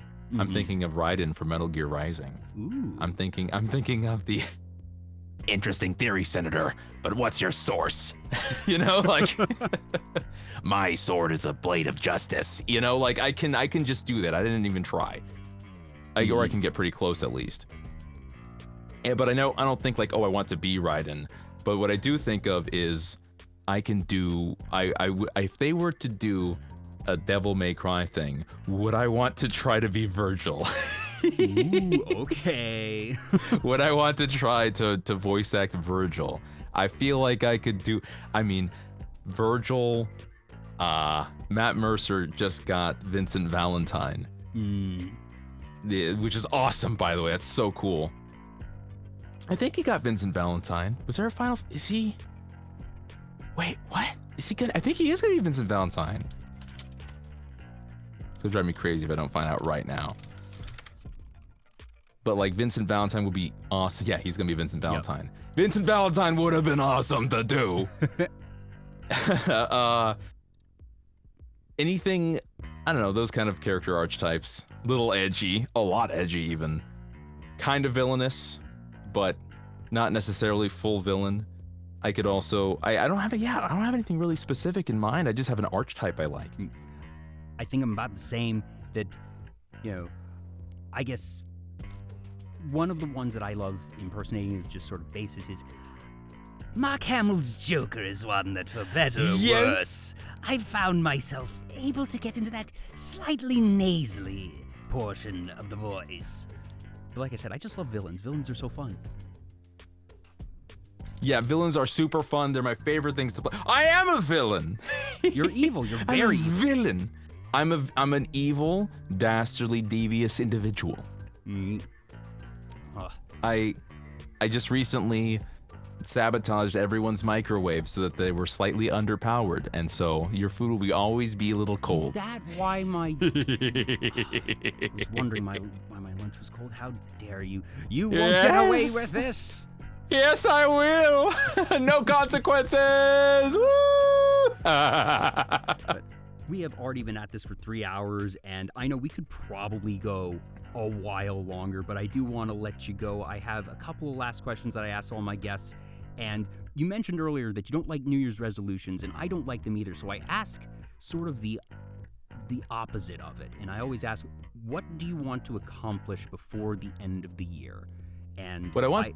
Yeah. And I ask that throughout the year, sometimes at the beginning of the year, but obviously we are here in around mid-November. There's not much left, so is there something you want to accomplish before the end of 2023? It could be a stream, a small project, or even just starting something. That it doesn't have to be a big, grandiose resolution, but do you have something you hope to finish before the end of 2023? Yeah, I have this show idea. It's a bar. I want to start a bar on my ship, and I want to bring people on, and I want to do kind of like a variety.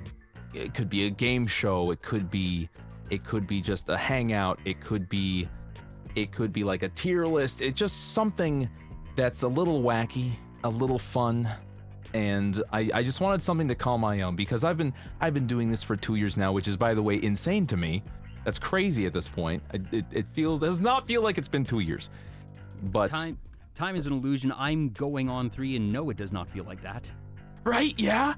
And I've done a lot of, I feel like, what's a word? The stones, the stepping stones, the hallmarks of streaming or VTubing. I've done a subathon, I've done a donathon, I've done some events, I've done a charity, and I feel like I want a thing of my own for people to come to and hang out in, you know? And I've been wanting to do something like this for a while. I just didn't feel like I had the resources, or frankly, the chops to pull it off in a good way. But sometimes maybe you just gotta do a thing, even if it's not good in the first couple sessions. Now, anything is going to take practice and iteration, but I definitely think that after 2 years that you are in that good position to try something like that, and I'm very excited to see what form it takes. Yeah, and you know, I don't have a lot of time until the end of the year at this point, so I'm not going to be too scrungled if I don't manage to pull it off entirely. Yeah, it but could be all right. Finish the concept of it Yep. by the end of the year. So get all the assets done or something. Yeah. But Yeah, definitely, that's pretty much what I'm thinking. I'm gonna have to pay attention to that, and that if you are not following Shaderu for some absurd reason, please be sure to do so. His links are here at the bottom of the screen. They're in the channel panels live on Twitch, and they'll be at the bottom, in the description. If you're watching on YouTube, by the way, hi YouTube, like, comment, subscribe, all that jazz. Hello. Insert obligatory content creator thing here. I'm not a very good content creator, but No, this is awesome. But I do have my one last question that I ask all my guests, and that is, what does being a VTuber mean to you? And that's not what is the definition of a VTuber, but different people get different things from VTubing or seek to get different things from VTubing. I've had people say being a VTuber lets me get in touch with my inner child. It lets me be someone I can't be in real life. I've had others who take the more clinical approach of, it is a tool in my tool belt, it is a mask that I wear, and I love wearing this mask, but I don't feel a particularly strong emotional attachment to it. There's very polar extremes on the connection to the model, to lore and other things, and there's no wrong way to be a VTuber. I mentioned this earlier in the show. But for you, Shaderu, what does being a VTuber mean to you? It gives me the flexibility to do this thing, this entertaining thing that I've never tried before in my life, with not only like the privacy and the security in that regard, but also the kind of like the flair and the presentation that I can do with having these bits of lore come in and having all these artistic assets and being able to have these changes to a model and being able to create this atmosphere that's fun. I've always said that I really imagine my streams as being, you know, kind of like the older kid down the block who has a really pimped out garage with a TV in it and a fridge, and anybody can come over and hang out and play Nintendo. And I like to cultivate that, and part of that bringing that atmosphere is being able to have this background that's full of goo gluing this spaceship together that I put together myself, and having, you know, like it's being able to create a feeling, it's being able to create a space, and I really like doing that. Well, I think you're doing I'm a simple guy. Very well. And I always ask that at the end of the show because while I never know exactly how someone will answer after speaking with somebody for a couple of hours, the answers always make sense. And that you mentioned the different aspects of creativity, and certainly the interest in writing and lore come into play, but also that your emotional connection to your model is a very interesting hybrid of different aspects of yourself in ways of how you interact with your own creativity. And I think that's really cool, and that I'm very excited to see where you end up going from here, and I just cannot thank you enough for being here tonight. There is actually one last question, but it's, who would you like us to raid? You know what? I was thinking about that a little earlier. I think it'd be funny and fun to raid... Oh no, now there's more options. There's more options than there was. I will let you make that decision while I go through some last housekeeping. For everybody here in chat, thank you so much for tuning in, whether you were here from the pre-show, got raided in, or just found yourself stumbling in along the way. I really appreciate it. Like I mentioned, if you are not following Shaderu already, please be sure to do so. If you're interested in more talk shows like this, I do these about once a week. I can't promise exact consistency because I do try to schedule around the guests, but you can follow me here on Twitch and Twitter and on Blue Sky. It's just Vtuber Talk, all the places. I should probably make a point of actually adding that Blue Sky link down in the channel panels now that I think about it. Note to self. But yes, hopefully you enjoyed. I really do appreciate it. And yeah, that's all the things I have on my little checklist. Do you have a raid target? You know what? I'm thinking we could raid Ren. I think it'd be funny. I was thinking, like, is Ren streaming night? Because they've come up a couple times, like, okay, yeah. Yeah. Ren it is. All right. Well, be sure to let Ren know that Shaderu sent you all. And again, Shaderu, thank you so much for being here. Thank you for bringing chat along. Thank you all so much. I mentioned to Shaderu that I love how chat populates itself with fans of the guest, and that I get to get a different chat along with the guest every show, and that's a lot of fun for me. So again, appreciate you all being here. Have a great rest of your evening. Say hi to Ren for us, and I will see you all next time. See you guys tomorrow.